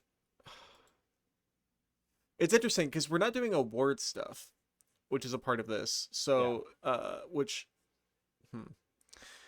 So, okay, I'm not gonna select this, but I do want to just like say like I really want to take Return to Silent Hill, but like it's Yeah. gonna make 0 points. It's gonna make 0 points, but I'm so excited for that Right. movie. I And really can't, so want it's to like in the watch. middle of my list, and I'm like, oh, I want that, but no, it Yeah. doesn't make sense. No, I Um, get where you're coming from, but um, I think you really want to watch what, Kevin? What I were you want gonna to say? watch Silent Hill, which I've never seen. That movie's really good. And I think you'll like because I it. think I would really like it, and then that would Yeah. get me excited for this as well. No, the first Um, Silent Hill movie is like it's really good. It's like really, really good. I think I would Uh, really enjoy it, and then I would be similarly excited for this movie. But I agree with your strategy in not taking it. yeah, it just doesn't make Um, sense. But yeah. um so but I think that I'm like there's I think I know what I want my last two picks to be. I just need to think like which one are you more likely to take so that I take that one right now. Uh Um, and fuck, I don't know, to be honest. I'm gonna pick fuck it. I'm picking The Bride. Maggie oh Gyllenhaal's The wow. Bride. Oh Yeah. wow. Okay. It's Get on a my little list. get a little It's on my kinky. list, but I don't think I was gonna pick it here with my last two picks. I'm I'm in a similar position where that now, since these are my last two picks, I could just throw out as many honorable mentions as I want here in my thinking process. So I'm gonna let people in on what I'm thinking a little bit. I think Yeah, let me part know. of it with these last two picks, one of these movies that I select here has to have a 2025 attached to it. I need to be a little bit smart and pick at least one movie that has a 2025 attached to it. And when I look at my list and look at movies that do have a 2025 date attached to them, the highest remaining movie on my list is a PTA movie that's not going to come this year. But the It might. second, It's no, just like we don't know. Like that's my thing. And this is my, I was saving Hey, this for the end man. of the draft because I assumed you That's guys how you wouldn't take win, the man. risk on it. But the thing is, it's possible that this movie does come out this year. And if it, I honestly I think it probably will. I've thought about and it. if I think it it probably will does, come out. it would be the Yeah. value pick of the draft. We will all like it. It will do well. I don't know about either of those things, to be honest with you. That's If crazy. the way the win comes out this year, it's over. The game is done. Sure. But I'm just saying, like, the rumor that that this movie has been pushed back was reported by like what's the fucking, like, the World World of of Real or Real. whatever. Yeah. Yeah, it's like Fucking that shit might just be World a of lie. Like, it's Well, like, so I think what the rumor stems from is I think this movie is very weird. I think this movie is very weird, and I think that the rumor is coming from this idea that maybe internally at Warner Brothers, they don't know how to market the film. I sure. think that's might be what's happening. Sure. And yeah, I don't know. It would be risky to take it, especially with several movies on my team already that I'm just not confident will come out this year. Yeah, you're going crazy.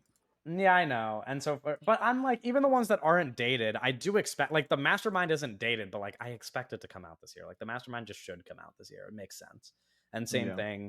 uh, same thing with I wouldn't Alpha. I expect think Kelly Riker to have like a long that's what I'm saying. period I don't, between like some of, it's not like I'm shooting taking, and it it's being not like done. I'm taking real, like, huge question mark. Like, it's not The Way of the Wind, Yeah, like, the she Mastermind does is just edit the not movies that. herself, but she's not Terrence Malick. You know, Yeah. she's Yeah.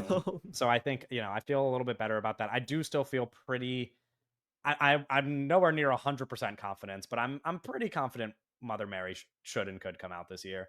And then, like, most, yeah, I don't know.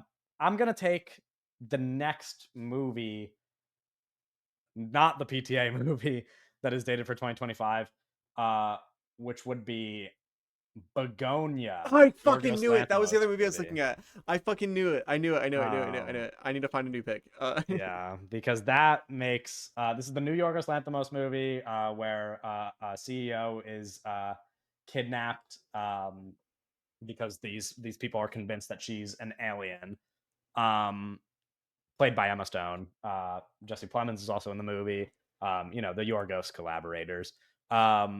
And it's Yorgos, who I really like, and the movie sounds fun, and it is supposed to come out this year, and so that makes it a pretty solid pick. And Yorgos is we're not doing awards, but along with like being an awards darling, it's like critics like his movies, people like his movies. It's a pretty safe pick this deep into the draft, I think. Which brings me to my last pick, and I'm wondering if maybe I take something a little bit more uncertain, but not Way of the Wind uncertain, but just something that's not dated that I'm still excited for. And so the pick here would have been Father, Mother, Sister, Brother, but Owen screwed me.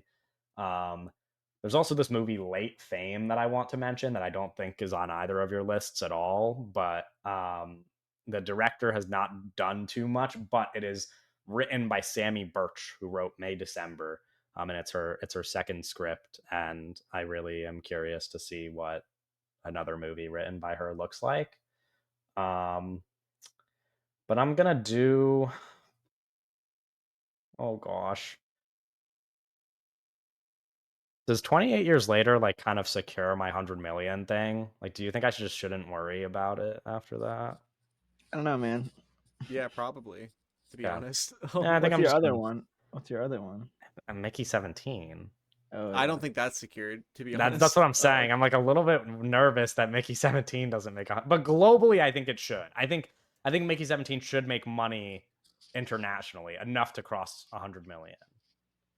It might flop here domestically, but I think in total it could amass the 100 million mark. I'm not super concerned about that. And it's like, yeah, I don't know. It's Robert Pattinson. It's playing in premium formats. I think it's safe enough. And so I'm going to select. Oh boy. I'm sorry. I know I'm stalling, but this is just a really hard last pick.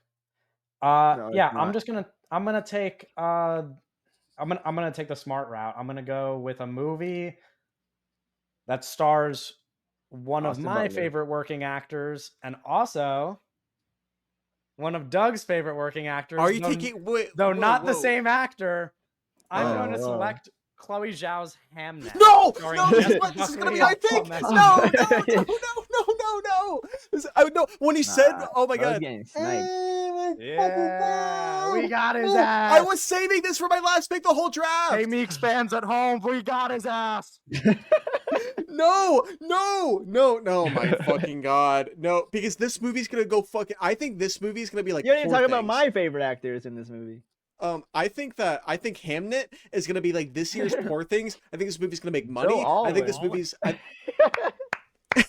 Joel Alwyn is fucking awesome. Yeah, I think this movie is going to be loved by critics. I think it's going to be loved by people. Yes, this movie's gonna go crazy. It's going to be loved by me.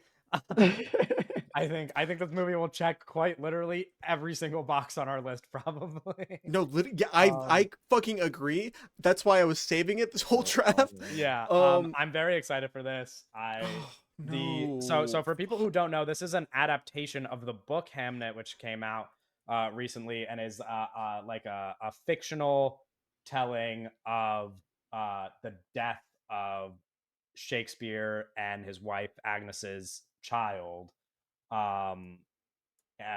His wife Agnes, played by Jessie Buckley, Shakespeare, played by Paul Mescal. I've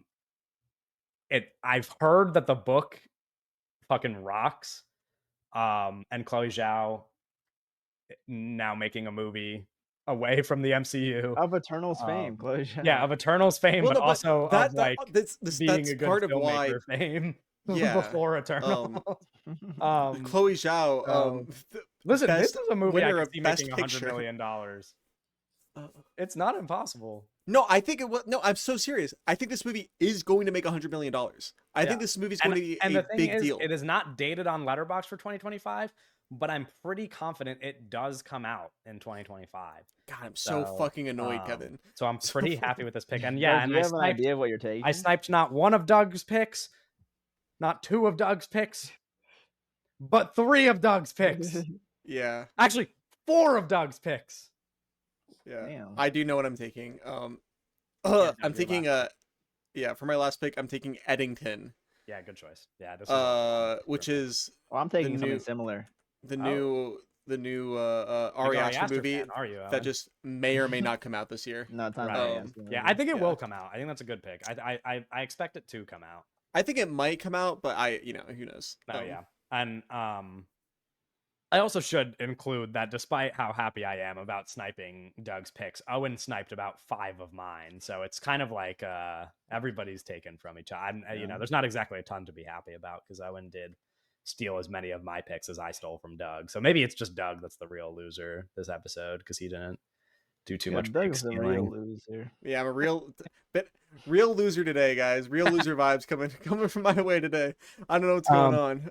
Anyway, Owen, you can now round out the end of the draft with the final pick here before we list off and talk about maybe some movies that were not drafted that we just want to mention to listeners. But what is your last pick of the draft? I am here? taking Caught Stealing, the Darren Aronofsky. Ooh, okay. Austin Butler movie. Nice. Picking the Darren Aronofsky movie in 2025, bro. But he's washed. Let's go. That's the director of The Whale. That is was, the the whale has a director of The 3.7 on Letterboxd.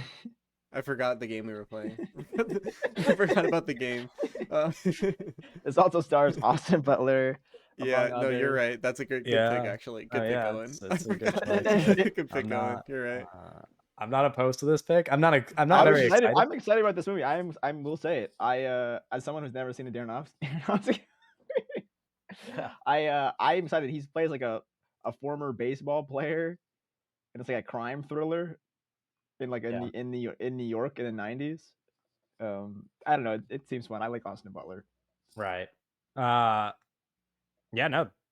Good choice. Do we want to like quickly read over our picks before we kind of look at the rest of our lists? Maybe some movies we didn't mention. I have like a pretty extensive list, so I feel like going through a lot of my list will probably also just kind of cross off the picks on your list as well, Okay, with some exceptions. But we could kind of just read off our picks. Oh, and you drafted first, so you could read your list first. Yeah. So it's like Avatar 3, then Sinners, then After the Hunt, Highest to Lowest, Blue Moon, then The Running Man, Nouvelle Vague, Father, Mother, Sister, Brother, The Way of Wind, and Caught Stealing. Nice. And then Doug went second. Yeah, I selected Mission Impossible: The Final Reckoning, Marty Supreme, the Phoenician Phoenician. Scheme, Phoenicia. the Phoenician Scheme. OMG, the new Wes Anderson. The new Wes Anderson movie. The new untitled Wes Anderson movie. It is titled. And then I selected Frankenstein, Guillermo del Toro. Then I selected No Other Choice, the new Park Chan-wook film. Then I selected In the Lost Lands. Then The Smashing Machine, and then F1, The Bride, and then Eddington. Nice. The Wes Anderson. And then I went last in the draft and selected Kelly Reichert's The Mastermind, Mickey 17, Die My Love, Alpha, Black Bag, Mother Mary, A Big Bold Beautiful Journey, 28 Years Later, Begonia, and Hamnet. And those are all 30 of the movies that we drafted. There's plenty of movies we can talk about here that we didn't draft. Obviously, I mentioned the PTA movie, which didn't get drafted because we don't think it's coming out this year. What else is there? Late Fame, I already talked about. There's a movie that I probably would have drafted if not for the fact that I don't think you guys are going to like it very much, which would be Celine Song's Materialists. It felt, if we were just strictly doing draft the 10 movies you're most excited for, it very easily could have made it onto my team. But you know, we're playing the game, as Doug and Owen said. There's The Land of Nod, which is the new Kyle Edward Ball movie that is, could or could not come out this year. Well, I'm I was I'm unsure kinda of surprised you didn't the take date. the risk on that one, Owen. Yeah, I was unsure on the date of it, but yeah, I'm super excited for this. There's a couple other ones that I Yeah, probably am more excited about than some others, but sure. I for guess like I just games, felt that this was like if you were gonna kind of fill a spot on your team with like a movie that would yeah. be left over No, for if I next had year's like draft, then this 15 would be spots sure, or yeah. something, like I would have taken this. I was interested as like a sneaky late pick, um, because there perhaps will be a second part to Horizon coming Oh, out sure, during yeah. this. I was like, I that would be. I forgot didn't even about I think that. thought about that that. was That's like a my Wow. like great galaxy choice. brain like idea of like taking part two. But then I Yeah. was like, I don't know what's going on with this.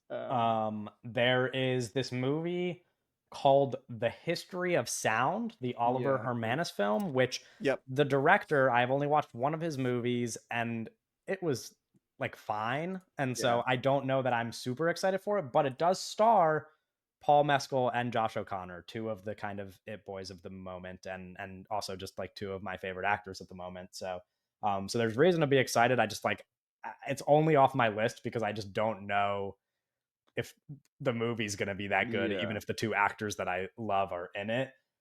There's this movie called Moonglow. I don't know if you guys heard about this, the Isabel Sandoval movie. Mm-mm. Who she's in the movie. Her last movie, she also like wrote, directed, and starred in. Um, the description for the movie is just like awesome. And then like in talking about it, she said that she was inspired by In a Lonely Place. So I was like, oh, this is really cool, actually. So that's like on my list, but like I'm not confident enough to draft it because I haven't seen anything else that she's done yet. So it just I don't know, it doesn't really make the cut. Eddington, Doug already mentioned. Um I had originally Wolfman on my list until we ended up recording this post Wolfman, so it's not allowed to be Yeah. drafted. Good thing nobody drafted Yeah, that. good thing nobody took that. There's also, speaking of men, there's Roof Man, the new Derek Cianfrance movie starring Channing Tatum, where is like he plays an inmate on the run who is robbing like McDonald's and then like in like hiding out after a robbery meets a woman that he like falls in love with. Um, I'm quite excited for this one. I'm assuming you guys like don't care that much about this one. Um, but I'm pretty excited for this one. There is the new Knives Out movie, Wake Up Dead Man, Yeah. That was Yeah. which would have well, that's been not gonna play in theaters though, That's the yeah, right? thing. that's It's the not gonna play in problem. theaters. That I Yeah. would have taken this if it wasn't a Netflix movie. Yeah, no, that would make sense. If it wasn't a Netflix movie, it would be a pretty good pick for that 100 million at the box Yeah. office. So you guys are excited for it. When is Narnia? Narnia is coming out in 2026. Yeah, they haven't even started Not even filming. until the end of 2026. Yeah, Yeah, I was Yeah. just thinking about because that's. I mean, we'll talk I about that think in a like second. I think with Narnia it was we might talk about it in news, but I we're think going that to talk about it in the news. okay, Yeah, never mind. so. We'll talk about it in news. Yeah, that's what I said. Yeah, I'm assuming the Gorge was not on anybody's. It is. Well, look at you have my list open. It's right Yeah. there, buddy. I closed your list because the draft. Oh yeah, no, the Gorge is on my list. Yeah. This is an Apple TV Plus original though, and it's probably gonna be fucking bad, so it Yeah. doesn't make any sense. Yeah. No, yeah, that makes sense. Um, Like I mentioned, Final Destination Bloodlines, I'm really excited for. Speaking of horror, there's also Saw 11, but people are saying that that's not going to come out until 2026 probably. Even They're though saying that might not even happen. They're saying this. yeah, weird sure, things but going even on though with on Letterboxd it still has the 2025 date, but Yeah. but I don't think that's going to happen. Have you guys been watching this trailer for The Amateur, the new Rami Malek movie where he just Oh, plays Mr. jeez. Robot again? Yeah, That I looks see it every bad. time I go to the That looks theater. bad. It looks It like looks an FX horrible. original It fucking looks TV so pilot. bad. Like It's like embarrassing. yeah. Like I'm like, oh wow, dude. I hope these people There- next to me don't see this. There is the Naked Gun remake. I don't know how With excited Pamela I don't know about that. Anderson. Pamela for that. Anderson. Yeah. There I'll be is there. Paddington in Peru. If you want to talk about $100 million movies, that one Oh probably yeah. Oh, That would true. have been that's would- that's I didn't even think about that. That's probably Yeah. would have been a really good pick. Yeah, well, I mean, the thing is that I don't know if any of us are gonna like it that much, considering the people who have seen it just say it's okay. But Well, I mean, yeah, that's true. there's this movie Famous. For listeners, this is the movie where Zac Efron plays both a famous Hollywood star and that Hollywood star's doppelganger who shows up to Los Angeles to like, I guess, Why would it steal his personality. What? No, You look because so like annoyed. I love this idea, but it's like Efron is like such an annoying pick for it. It should have been like Don't hate on I my don't know, boy. like Anne Don't hate Hathaway on my or boy. something. What the fuck? Anne Hathaway, It should have been. I don't like the guy. Like I don't like it being a a guy. man. Yeah, Look at being a Yeah. man. yeah. There's a movie I'm kind of shocked to not get drafted by Doug, and I imagine this is only for release date purposes, which is the new Werner Herzog movie, The Twilight World. Yeah, so there's just so many question marks around this, but this is okay for the listener. This is my like one of just my most anticipated movies. I'm more excited for this movie than pretty much every other movie that we've talked about. Because I read this book. This is based off of a book that he wrote, and I read the book and I really like the book. But it's I don't know anything about this movie. You know what I mean? I don't know when Right. it's coming out. It's like I think it's going to come out this year, but then beyond that, it's like I don't like. It's probably going to be a really small release, so it's like it's not going to make any money. I'm going to be honest, in terms of like we're going to all rate it high. It's like neither of you are probably going to watch it. Like It's not true. I would watch no, it. like statistically speaking, it's like yeah, you might watch it, but it's like the odds that all three of us see this movie are not that Right. high. You know what Yeah. I mean? It just in terms of the game, it just didn't make any sense. Yeah. But I'm super pumped though. Speaking, this is not at all in the same vein, but just a movie that I think at least Doug thinks kind of looks good. Jean Collet-Serra has 2 movies coming out this year. One is a movie called Cliffhanger, but the other one is a horror movie with a trailer that is already out, The Woman in the Yard, Oh, I forgot about the woman in the yard. which looks Dude, fucking this sick. this looks you guys cool saw as this hell. trailer? Yeah, I This watched it. I watched it trailer- multiple times. It's fucking Bro, awesome. The trailer scared the shit out of me. It's a great trailer. is It's a really awesome. good trailer. It's a Um, great concept. Here's my thing. Horror movies, right? This is why okay. We'll talk about this when we talk about Wolfman, I guess, next week. I like shitty horror movies. That's just like Right. like I'll admit it. It's like I do. Oh, I like enjoy them movies. too, yeah. I like shitty horror movies. This looks like a really good version of a shitty horror movie. Where Yeah, it's which like, is kind of like what Jean Collet-Serra does. yeah, I'm pumped up for this. I think it's an incredible creepy woman, Yeah. incredible, Can't do it, man. incredible horror trope. No. Perfect. I No, love it. I mean, That's why the way that the trailer is like like when they she's just slowly looking at him. they like slowly approach her though in the yard. I'm just like, bro, that shit scared me. Something like What do you she's guys like, think about her voice? it's awesome. It's good. What do you think about her voice, Owen? Why do you bring that up? Well, like I don't know how I felt about it because I'm like I think maybe the creepiest thing you could do is Not No have the have voice? like a woman. No, I'm not saying that. Like if there's a woman standing there with a black veil and like her face is covered, I think that's like one of the creepiest things you could do. But then when she talked, I was like, I don't know if that makes me more scared, but it didn't like make me less scared. It was just like it felt like not really like scary. It just felt like a normal voice, but like it was scary. The actual everything else, but it felt off to me in like a way where I was like, oh, interesting. I don't know. I guess it was like I was expecting her to sound differently, and then it came out, and I was like, oh, that's interesting. And every time it plays, I'm like, her voice is like interesting to me in a way that like I don't know. It'd be like something I'd have to like more. I don't recall it specifically enough. I'd have to kind of watch the entire film and kind of really gather my thoughts with it. But it was like, oh, it's just like it feels like it sounds like just a normal lady in there. Which like everything else is like this like kind of scary like thing going on like otherworldly sort of Yeah. horror. And it's like lady just chilling. There is the drama, the new Christopher Borgli movie starring Robert Pattinson and Zendaya. I feel like you guys are not too excited for this one because this was like, I think if a different podcast were to be doing a draft where 30 movies get chosen, this one would probably be like if they let me guaranteed to get picked. if they let me be an extra in the movie, I would have drafted it. Right. You know, just like 2 big, you know, huge actors, Yeah. huge stars. I forget. Yeah, a lot of it's gonna hype be is in really this. it's gonna be really popular. I never saw the Nicolas Cage movie because it looked bad. Yeah, I don't care about this filmmaker like at all, Yeah. like even a little bit, Yeah. which Oh, is yeah, so that makes rude. sense. That's rude to say in a public forum. Oh, Sure. I'm sorry. That's like what you do on the podcast every week now. Yeah, I don't give a fuck to be honest. No. No, I There's don't. I'm the new nice. Greg Araki movie, I Want Your Sex. We've With talked negatively about Charlie this movie XCX. so much. Have it? Yeah, I guess. Another Well, I movie that I never think said you've anything talked. negative Another about it. movie that I think you might have talked negatively Wait, this about. cast for the Greg Araki movie is crazy. Yeah. Bro did not know. Johnny Knoxville is in this movie. Yeah. Yeah. Come on, dude. Oh, we didn't talk about Superman. Oh yeah, that's not on my list, but sure, yeah. There's Superman, which would be And a Fantastic good, Four. yeah, and Fantastic Four, which would be good choices for the And, gonna make the money Captain America: requirement. Brave New World. Oh Correct. yeah, Yeah. that There movie is looked so bad. another movie that I think you guys probably don't care much about, which is Anemone, the Ronan Day-Lewis directed, Daniel Day-Lewis Oh starring jeez, Louise, man. No. I'm movie. tired of these nepo movies. Another movie that you probably are excited for, Kevin. Sentimental Value. That is, I was getting there. Yeah, that's Okay, yeah. that's Okay. definitely no. Yeah, I mean, Yeah, way to I'm hop excited on for it. Scotch, man. No, Holy- yeah, you're just like going off script. I'm You're just just, like like, going. bouncing I'm on going it. through the list, and he just like jumped ahead. It's I don't Yeah, really yeah, know he's what like, the purpose of that was. you just When I wrap like, it up. Yeah, like I man. have a list right in front of me, but Yeah. yeah, Sentimental Value, the Joaquin Trier movie. Renate Reinsve was back starring in it. She worked with him on his last movie, The Worst Person in the World. Stellan Skarsgård's also in it.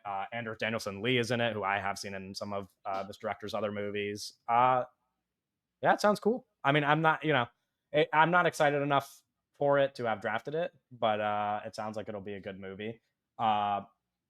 There's a movie that I think Owen is really excited for, the Peter Greenaway movie, Luca Mortis, which I assume you Through did not the draft because of release date Dustin reasons. Hoffman. Yeah, I don't know. It's a film that like has like so little information on it that it's Right. like it's hard to count on it until so like it's not gonna. Yeah, but we do know that it is But- about a writer visiting his home back in Italy and dealing with like his Yeah, no, this is soon-to-be gonna death. be this is gonna go crazy for all those late style heads. Yeah. There's a movie called Anne Lee. I don't know how much you guys have read about this one, but it's directed by Mona Fastfold, who is the co-writer alongside Brady Corbet of The Brutalist. Oh, so it's like Oh, it's Brady his partner. Corbett's. It's just his partner. Yeah, it's his partner, and she's directing this one though. She has directed other movies, but the story for this movie sounds cool, and so I'm interested. It's like it says it's an epic fable about religious leader Anne Lee and the founding They leader might of the just end up Suburban taking movement. over and just like kind of being like this really Um, powerhouse of just making movies. 'Cause I feel like the post Yeah. brutalist they're gonna kind Well, of. so the idea, I do a don't know lot. much about it, but it says in the description she was proclaimed by her followers as the female Christ and went on to build one of the largest utopian societies in American history. It's One like of the rare brutalist. female religious leaders at the time, and her followers worshipped through exuberant song and dance. I don't know. It sounds cool, and it's it's made by Mona Fastfold. So there's that. There is Guillermo del Toro's Frankenstein, which Doug ended up drafting. There is Presence, which we kind of hinted at before when we were talking about Soderbergh, but kind of obvious reasons there, as well as the Christophers, which we mentioned. Do you know about American Nails, Owen? Was this on your list? Ring a bell here. Abel Ferrara. Oh yes, I know them. I don't know enough about it, but I remember it was on that big list of all the of all the upcoming Yeah. movies. There's also Ella McKay, the new James L. Brooks movie, which I don't think will end up getting released this year, I think is the report. So that's why I didn't even consider it. There's a movie that I think is just going to be bad, which is the untitled Catherine Bigelow political thriller. I for some reason in my head, I like hold Catherine Bigelow to a high standard because of Point Break, but I've only watched like one other movie of hers, so it's like I have no reason to be excited for this. And the idea of her making a political thriller about like some attack on the White House or something so soon after a movie like Civil War, I just kind of have no a real interest in this. But I imagine some people would be interested in this, of course.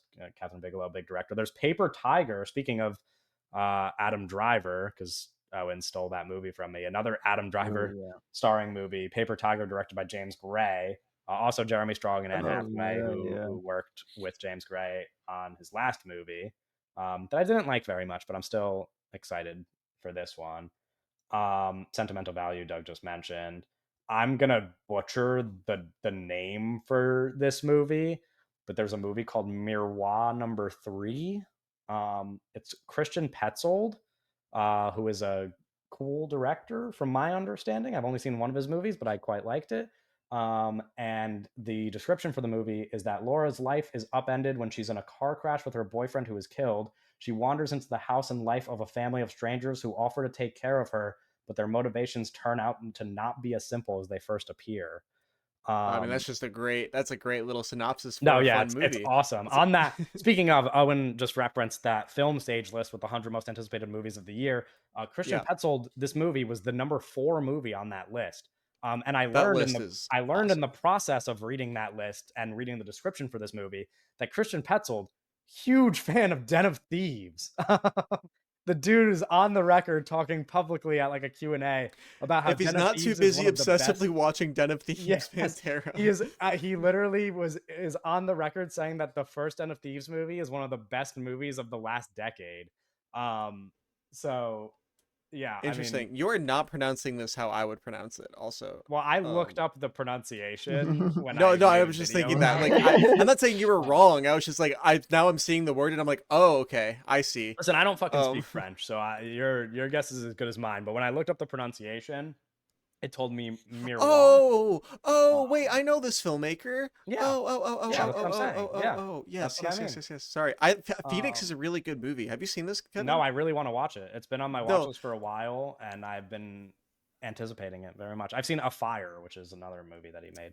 Um, yeah, no, yeah, okay, I okay. think I'd really like Phoenix. No, this movie's gonna be fucking sick. Yeah, Wait, it sounds awesome. Yeah, I think it was a movie that I would have considered for this, but again, it's one of those situations where like the release date might be a little bit funky. It's kind of harder to predict it, especially for like these international movies, because we don't know if like we'll be able to see them, even if maybe it releases in France or whatever. Um, and then for my own personal purposes, a movie that I would have never drafted, but I'm excited for is the Peaky Blinders movie. Anyway, Doug, Owen, if there are any movies that I didn't name from your lists that you want to also give some attention to. I just wanted to shout out. So Chow Hawk has a new movie coming out uh in 10 days here in China. There's two movies Here actually. in The new Chow China. Hawk. Oh, here Bro's no. getting way too into Little Red Book. He's, he, he's seeing all the Oh no. Here here in in China. Oh, here whatever, it doesn't even matter. Here That's not what I meant. whatever. But Legend of the Condor Heroes, the Galleons, which is a new Chow Hawk film. It's like it's a big like uh a big wuxia movie based off of a really popular like novel that there's a trailer out that looks really good, and then also Creation of the Gods 2 Demon Force, which is the sequel to Creation of the Gods, a movie that came out 2 years ago that also in China that's gonna come out this month that I really really liked. So those two I wanted to mention. I also wanted to mention a movie that you didn't say, which is Wildwood, the new Travis Knight film. Travis Knight, son of the Nike guy, what's his name? CEO of Nike. Who Phil Knight. Yes, Phil Knight, thank you. Son of Phil Knight, who does the stop motion. He founded Leica. yes. Yeah, and Wildwood is his next Leica is the next Leica movie. I don't know if it's coming out this year or not, but I think it is. I think it might. But yeah, I just wanted to point that out as well. Are there any movies on your list, Owen, that we didn't talk about? Yeah, I mean, talking about most of them, I think the two ones that I would like that I'm excited for, I guess, would be we're supposed to get Thanksgiving 2 this Thanksgiving, and then the last April, the Gore Verbinski movie started photography, like Prince of Photography, and then I just haven't heard anything about it. So like I'm not like 100% sure it's going to come out this year. It might come out in 2026, but that is something I'm excited for. Yeah. But most stuff we talked about. Wait, can I ask then? Because I thought you didn't draft Thanksgiving 2 because it isn't coming out. No, if they it should be is filming coming it out, this. is there a reason why you didn't draft it? Oh, I don't know. It's like a sequel, like horror movie. So it's like I don't know. I kind of was being more strategic, and we haven't really heard anything. Like I haven't heard anything about it. But the plan was always that it was going to come out this Thanksgiving. But I Right. also haven't heard anything recently. So What's the average letterbox rating on the first Thanksgiving? I don't know. 3? It's like It Straight is a 3? three. I also Yeah, it is a 3. Wow. yeah, so it's like I don't know. So I Uh, mean, listen, it gets a 4 but star I from am all super of us, excited. and it's I am super lower than excited the about it, first. but Then I don't know. yeah, no, that makes sense. Addison Rae will return. Addison Rae, yeah, will return. Is that true, or did you just say that? Yeah, no, it No, is that's true. true. Oh, Eli okay, Addison Rae Roth will Eli return. Roth was like, "We didn't kill her for a reason. Addison Rae right. will return." Okay. Anyway, okay, so there's a bunch of movies, the ones we drafted and some additional ones for everybody to be excited for. We can move on now and talk about some news. First, of course, I want to remind everybody to share some feedback if you like listening to us talk about all of those 2025 movies by liking, commenting, and subscribing on YouTube, by rating the episode on Spotify and Apple Podcasts, and by following us on all our platforms, including, once again, TikTok, which after after a 12 Jesus hour Christ. Yeah. after a 12-hour ban, you can follow us on Yeah. TikTok again. Yeah, I think it's really awesome how anyways, no. Never Okay. mind. We're not I don't like to get into no, it. That's not a no, conversation. That's not the no, kind of news we do on here. no. I think our that's- new current sitting president, I think it's awesome how he just like kind yeah, of gets to do whatever he weaseled his wants. way in there and gets to do a little victory parade. Yeah. Yeah. No, yeah, they really Not even day yet. what'd you say? Not even day one. Yeah, no, I mean he literally, yeah, not even day Literally one, not and literally the not even day approval, one. the approval Like- rating is already much higher than the outgoing administration. Good. Anyway, we're gonna talk about movie news because that's what we do Okay. here. Yeah. Starting with a piece of news that has been a big deal on Twitter yesterday, but also that is like a little bit difficult to talk about because of the validity of the sources and just like also like more information to come. But the reports are that the Brutalist used AI multiple instances, one of which is to help enhance the Hungarian dialogue in the movie spoken by Adrian Brody and Felicity Jones. And the other is to generate images, sketches of the architecture that shows up at the end of the movie. Owen just disappeared. I don't know if I'm supposed to continue or not, but we might just keep the ball rolling over here. Oh, Anyway, okay, he's back. You guys good? yeah, no, don't even worry about it.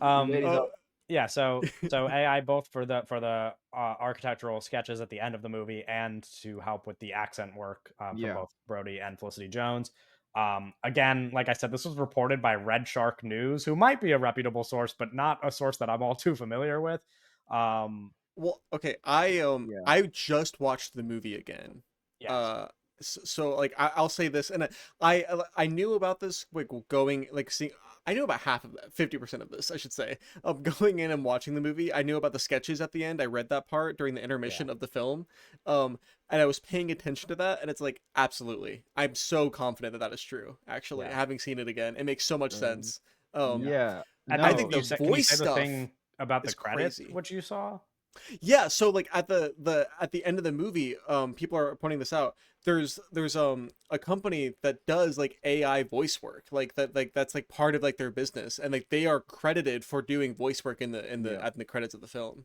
Yeah. I think it's. I don't think you have this in the news, but I think it's also important to note that this AI voice team is now also being credited with helping with Amelia Perez. Yeah. Oh, wow. And there's many movies that have came out this year or last year, I guess, that have involvement with this team, and I think this is a bigger story that we just don't have all the news for. I think it started with the Brutalist, but we're also just getting more because there was this AI team that basically posted like, this is all the movies we worked on this year, and it had like Alien Romulus and the Brutalist and Amelia Perez and like Robert Zemeckis is here, which some of these are like more like in your face out front of it, but I think the scary stuff is the stuff that we don't notice on first watch, and that are not like in front of it. Well, But I noticed. I don't think they used the AI thing for Selena Gomez and Amelia Perez, right? I think it was. I don't know the trans actress's name because I haven't seen the movie, but I think it was like for her Sophia voice Gaston. pre-transition. Like I don't know the whole story, but I think that was who they did it on at least. Sure. But they could have done it on other people. I don't know. I haven't read too much into it. I just know that Amelia Perez also used that company, which is interesting. but yeah, I think it's. I mean, we kind of are aware of the use on with these generative images now. That's kind of like a thing that just kind of happens now. But this is like a new thing with this is voice modification, Right. and I think it's interesting. I'm it's it's like whatever, but I think the interesting part about it is Adrian Brody is up for an Oscar, right? Right. Not even This is just the up first, for an Oscar, kind of like one of the two yeah, front runners for exactly. the Which award. is why I'm interested It's on it's like the between him and voting. Timothy Chalamet. I'm Yeah. interested on the voting thing. Is like I don't know how you give it. Is like that does that affect voters? Where it's like So what Okay, but I so my understanding of what in the interview with the Mhm. editor, Yeah. kind of like what was in the article, Mhm. they pointed out specifically a scene where Adrian Brody's face was not there, where he was reading a Mhm. letter in Hungarian, and like Yes. how they were working on that one, like the specific instance that they're talking about. Yeah. And yeah. it's like I my thing is like, think I don't I know. think Well, when it's you I look think at is it the that is only it's only when he's speaking Hungarian. Is that the Yeah, is that's that what what we it was think? for his hung it's like to yeah. enhance the accents because in the article they say that they wanted the Hungarian accents to sound so authentic that Yeah. native Hungarian speakers would be able to mistake them for just Which I think Hungarian it's people. interesting. I don't Which I'm know. gonna say is like I think that's like some real. Listen, we talk about it like artists are kind of crazy. I think that this is like a real like crazy filmmaker like overthinking your movie like Yeah. Yeah, being I think really No, it's like a little 100%. obsessive. bit Like dumb. I Because don't think you need well, that's the that. thing is I think this Um, and those images at the end of the movie, I think if they didn't use AI, I think no one would have cared. Like no Yeah, one would have because if they're they were like talking I said it's this like to such Doug like a I said this small to part of the Doug movie off that it's like pod, but, like, in the article, they're talking about how they enhance it, and they're like, "Oh, no, they did, like, the voice work with a coach, and then, like and they're using the AI to, like, help fix, like, certain, like, specific letter sounds that they yeah, they were can't oh saying yeah, recite like yeah. in the dialect." vowels. Yeah, and Yeah. it's like, "Come on, Dude, dude." Like, yeah. you know what I mean? No, It's like, that's why that's it's like such it's a kind of minor thing, it's like so like in it, and they're talking about like, oh, we didn't have for like the images stuff. It's like we don't have the money and the resources to do this stuff. And it's like like that is where the creativity comes in. And that's like that is in the history of cinema, like when you have budget restrictions, like you have to be creative and figure ways out. And it's like yeah. there's gotta be ways you Not can do even this just without that too, but it's like, or given the like topic of the movie, should that not be where the no, money I is know this going? should be something no, It's exactly. like It's like I feel I feel like like that's that something you shouldn't have even really been that's like the no, yeah. budgets That's should a have been weird place. And allocated It's a for weird that. place to those cut sketches are corners. so minor in the film Exactly, as that's what I'm well. saying. It's It's like like yeah, I it's don't such know. an It's interesting silly, and I do think it puts a weird mark on the movie where a lot of the conversation about this movie was like, "Oh, like look how like all this stuff they did with the smaller budget." And they did so much with the smaller budget, and I think it kind of ruins even though they did so much with the small budget, it's like, "Come on, dude." Like I feel like there's so much they did and it's so much they accomplished, and it's like they kind of unnecessarily cut corners in a way where like it wasn't really necessary. Yeah. Um and it kind of Uh, make it's just it but I don't know, I think it's interesting on the Brody point, which I think it's a great performance, but it's still it's I think it's interesting for the future of if performances. I think this is maybe not that what big of a deal, but I think it's interesting where we're going of like because this is just just at the beginning of how we're enhancing performances, and then it's like how do we yeah. talk about performances like an Well, what award I based would say on the kind of Oscar talk. front that I think is Yeah. interesting is that I think even if what is what is reported is like as minimal as like Yeah. fixing like letter sounds in the Mhm. dialogue, Yeah. I do think that just the report It's alone gonna yeah. will Affect steer it's gonna affect Oscar the voters mood. in a different direction because how many first of all, we're talking about the Oscar voters This is a who Timothy didn't Chalamet hit finish piece. He who said didn't this shit finish out the there. movie. No, They Timothy haven't Chalamet's PR team, who was it? Searchlight Disney, fucking they yeah, they no, published this, but what bro. I'm saying is like the other thing is like No, yeah, so many people of who these didn't Oscar finish voters the don't movie, even and now they're watch The saying that he had Brutalist. So it's AI. like Yeah. if they Yeah. see a negative report, you think they're gonna read the details of the report? They're not even watching the movie. I So they'll guys, probably just do see we this think and be but there's steered so to many vote Oscar against it. voters, do they even care about AI? No. I don't. Oh, I probably not because I don't know that they do. I'm sure But some of them do. I think that's a big point of why Adrian Brody probably won't win is because most people aren't gonna finish The Brutalist. Well, okay. Well, no, I was talking to That's my friend definitely why last night Felicity about Jones is this. probably going to That's miss what I was the gonna say. nomination Felicity because Jones she doesn't isn't gonna show get up until the nominated. second half of the movie. Yeah, she shows So up if at there's 90 people minutes into watching the at movie. home, yeah, if there's people watching at Yeah, home true. pausing at the intermission or even making it a Yeah, little bit after the intermission, they're barely seeing her performance. So yeah. that's Yeah, probably why that's it gets left true. off. But I will say the other thing that I think is interesting in all of this, like Oscar stuff, apart from the Brody performance, is that Yeah. so much of what is steering the Corbet Best Director campaign is all of like him going on stage and speaking about the integrity of the art and like being a Yeah. filmmaker. And so a report like this, I think, could even steer people away He from hasn't made voting a for him in the statement, Best right? Director He hasn't said category. No, he anything. has not. I'm But interested in that because but in that's the a I big mean in the interesting article they explain like their that the what they reasonings. And, what they explain it's Doug, you said it's the editor of the movie, right, that they're interviewing I in the think yeah, article. I think they were interviewing the editor of Um the film. yeah, but they they say I have the exact quote here. He's like it's controversial in the industry to talk about AI, but it shouldn't be. We should be having a very open discussion about what tools AI can provide us with. There's nothing in the film using AI that hasn't been done before. It just makes the process a lot faster. We use AI to create these tiny little details that we didn't have the money or the time to shoot. So that's like kind of the person being yeah. interviewed's defense of it. I'm gonna be honest, I don't even disagree necessarily with what he's saying, but at the same time it's like the voice thing I think is weird. I don't even know I don't know how to even talk about the voice thing because it's like a totally different like technical thing going on. But the pictures, like the drawings, it's like people are being so clear whether it's like they really don't want stuff like this in movies. Yeah. It's like I think to me at least what I see like that I think it's interesting because there's two cases in the same movie that are wildly different, but it's kind of tough because when AI is like this kind of buzzword almost, where it's like they're two different things, and I think it's an interesting case here. No, for sure. Okay. I mean, we don't have to spend too much more time on it just because it's probably we're probably going to hear things by even next week that we will might have that more will to affect talk about the news next week. But anyway, another piece of news in a precedent-setting deal. This is what you referenced before. Netflix has officially agreed to allow Greta Gerwig's upcoming Narnia adaptation to play in around 1,000 IMAX screens worldwide on Thanksgiving Day of 2026 before premiering on Netflix that same Christmas. Huge.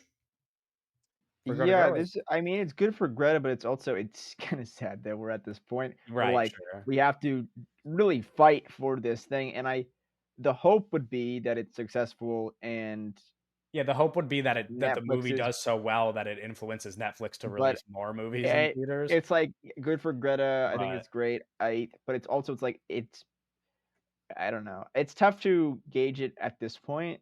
But I don't know. Yeah, I don't know. It's because it's like so against Netflix's business models and what their goals are. Yeah, that's to the thing. put movies in theaters. Like it's like so. Netflix is like actively attempting to like just get rid of all movie theaters, basically. I think that it's interesting that she obviously wants to do these Narnia movies really bad, and she wants to have like a significant budget, and like she wants it to be like a really significant production. I think it's interesting how her and her agent and her team thought that going through Netflix was the way to do this at all, and then for her to be like, now we need to strong arm them into letting us do it in theaters. I think that's interesting. Because like, what happens if they're just like, no? It's like, just don't make your movie then. Like, what happens? You know? It's like, does she just not make it? Yeah, probably. I mean, no, it's a good question. I don't know. It's also like weird because it's like, even if you were gonna go to like a streamer, I mean, whenever we talk, like, it's like we make fun. I mean, even before when we were talking about The Gorge, it's like we make fun of like Apple TV original movies, but like Apple TV releases their movies in theaters when it's when it's a movie that deserves a theatrical run. I mean, am I wrong in saying that F1 is an Apple TV movie? Yeah. Yeah, exactly. So it's like, but that movie's playing in theaters, you know? It's like, so when they have a movie that warrants playing in a theater, they put it out. And so it's like, it's really just Netflix that is so against that idea, because like other streamers will put their movies in theater and just make the extra money. I mean, I don't know. Like, I've never totally understood the idea of not just like releasing a movie in theaters and then putting it on your streaming service a month later. Like, it just seems like a good model, but Netflix is so against it. No, because Netflix succeeds when theaters when they fail, because it's more for their like overall plan. They want to like corner. Like this evil, like master fucking plan. Yeah, exactly. Yeah. But it's just like in I'm the short term, it would just interested on make them this. more money to release movies theatrically. Like it just No, even if yeah, you I even know. if they just release them like day and date, like the same, you know what I mean? It's like even if Netflix just released movies in theaters and on the streaming service on the same day, it would still be beneficial to them probably if they were movies as big as like this Narnia movie or Hmm. whatever. Yeah. So I don't know. It's just really weird, but I'm um, interested in this Narnia film. I think every time she talks about it, she keeps talking about it as like this like kind of new take, and she talks about like I think she mentioned like rock and roll at one point, and right, she definitely has like a vision for this project that isn't there's some level of like it's a passion project for her, and she has like a yeah, very clear vision of what she wants it to be, and she's fighting for these theaters. And so while we kind of have joked in the past and about it, but I think it is an interesting thing to keep our eye on, and I'm excited to see what we get out of this because Greta Gerwig coming from like Little Women and Lady Bird, then doing Barbie, and then being very clear that she wants to be like this big budget filmmaker. Yeah. This is kind of Barbie was such a big success, but now it's like this is a big kind of test for her yeah. in But many like ways, and ex- I am excited to see what I'm happens. super excited for that. It's like not only did I really like the Narnia movies that I watched growing up, but also it's like I like Greta Gerwig's movies. It's like Barbie was just like a world that I wasn't into, and I know Mhm. that we like didn't talk the kindest about it on pod or even just in general, but like Yeah. at the end of the day, it's like I don't think that watching Barbie made me think that I don't like her. It's like I think Little Women is amazing. I love Yeah, Lady Bird. Like it's like there's no reason for me to think I that in think a different world other than Barbie, she can't succeed. It's like she probably sure. can and she probably will. So it's like I'm pretty pumped for Yeah, this I stuff. just think the tough thing with Barbie was like it was very clear that she was wanting to go in a different direction, and then Barbie not being too great was like, oh, is this all we're gonna get from her? But I don't Yeah, know. There's but like now I'm like a little more optimistic than I she's was at gonna the have a time long that we were. career, Yeah, and she's going to make a lot of stuff, and I think she's very capable of making good movies. yeah, It's just yeah. interesting. I agree. I the kind of indie to blockbuster pipeline is a it's like it's interesting to value like to anticipate the level of artistry and integrity that you're keeping there when but I think especially pushing for theaters I think is a good sight. So No. Yeah. She's. Um, I mean, but of course, she's a good filmmaker. You know. yeah, yeah, Yeah. that's what I'm saying. So I'm like, I'm excited. But next piece of news: Mia McKenna Bruce, Matt Dillon, and Isaac De Bencole. I'm gonna say his name wrong, so I'm just not even really gonna try. But to star in Claire Denis' next film, The Cry of the Guard. Mia McKenna Bruce. Did you, Doug? Did you watch that movie? The movie that like her breakout role? What it's called? How to Have Sex or something, right? Oh, I did. I did watch this movie. Yeah. Is she good in it? Yeah, I guess. Yeah, she's good. Hmm. Okay. Why? No, I mean, because she's the star of this movie. No, yeah, she's a star in this movie. Yeah, yeah, yeah, yeah. No, of Like, what course. do you mean? Why?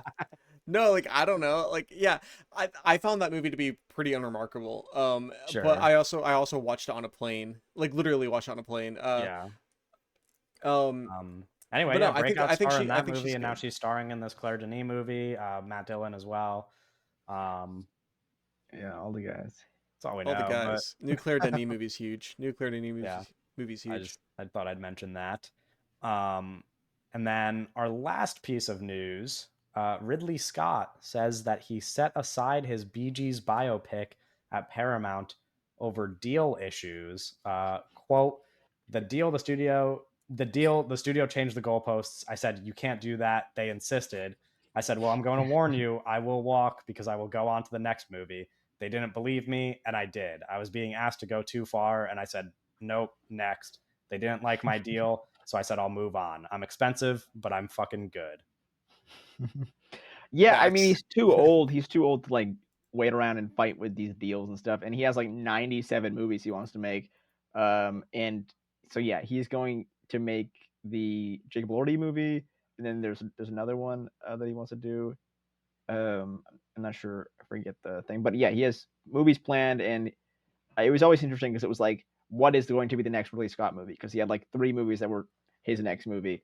And then and then it was like, oh, it's the Bee Gees movie, and then it was this movie, and then it was the Bee Gees movie again, and now it probably would have been the Bee Gees movie, but then this deal got dropped, and then he's moving on to the Elordi picture. I need Bomb.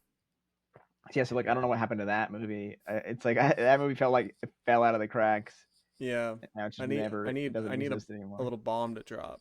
Um, but yeah, I mean, I was Maybe never let's like rephrase that actually. Now that I I was need a never like bomb. super pumped about this Bee Gees movie because like I'm not like a big like Bee Gees fan. Person at But I Bee was Gees head. so like I'm like actually I probably prefer him to focus on something else. yeah, Um, no, but I that think makes it's good that he's not gonna. I mean, I didn't expect him to like waste any time. I think this right. quote is awesome though, where it's like, Yeah, yeah, I'm expensive, but I'm fucking good. It's Yeah, like, okay, all right, yeah. bro. yeah, he's cooking. Okay, that's our last piece of news. We can wrap up there. Next week, episode 102. Like I mentioned several times this episode, I'm traveling for a wedding, so I won't be here. But Owen and Doug will be doing a little bit of a January movie recap and talking about anywhere between one movie, which is Wolfman, to however many movies they want to end up adding to that conversation. But that's for them to decide next week. And we'll see you later. Bye. Bye.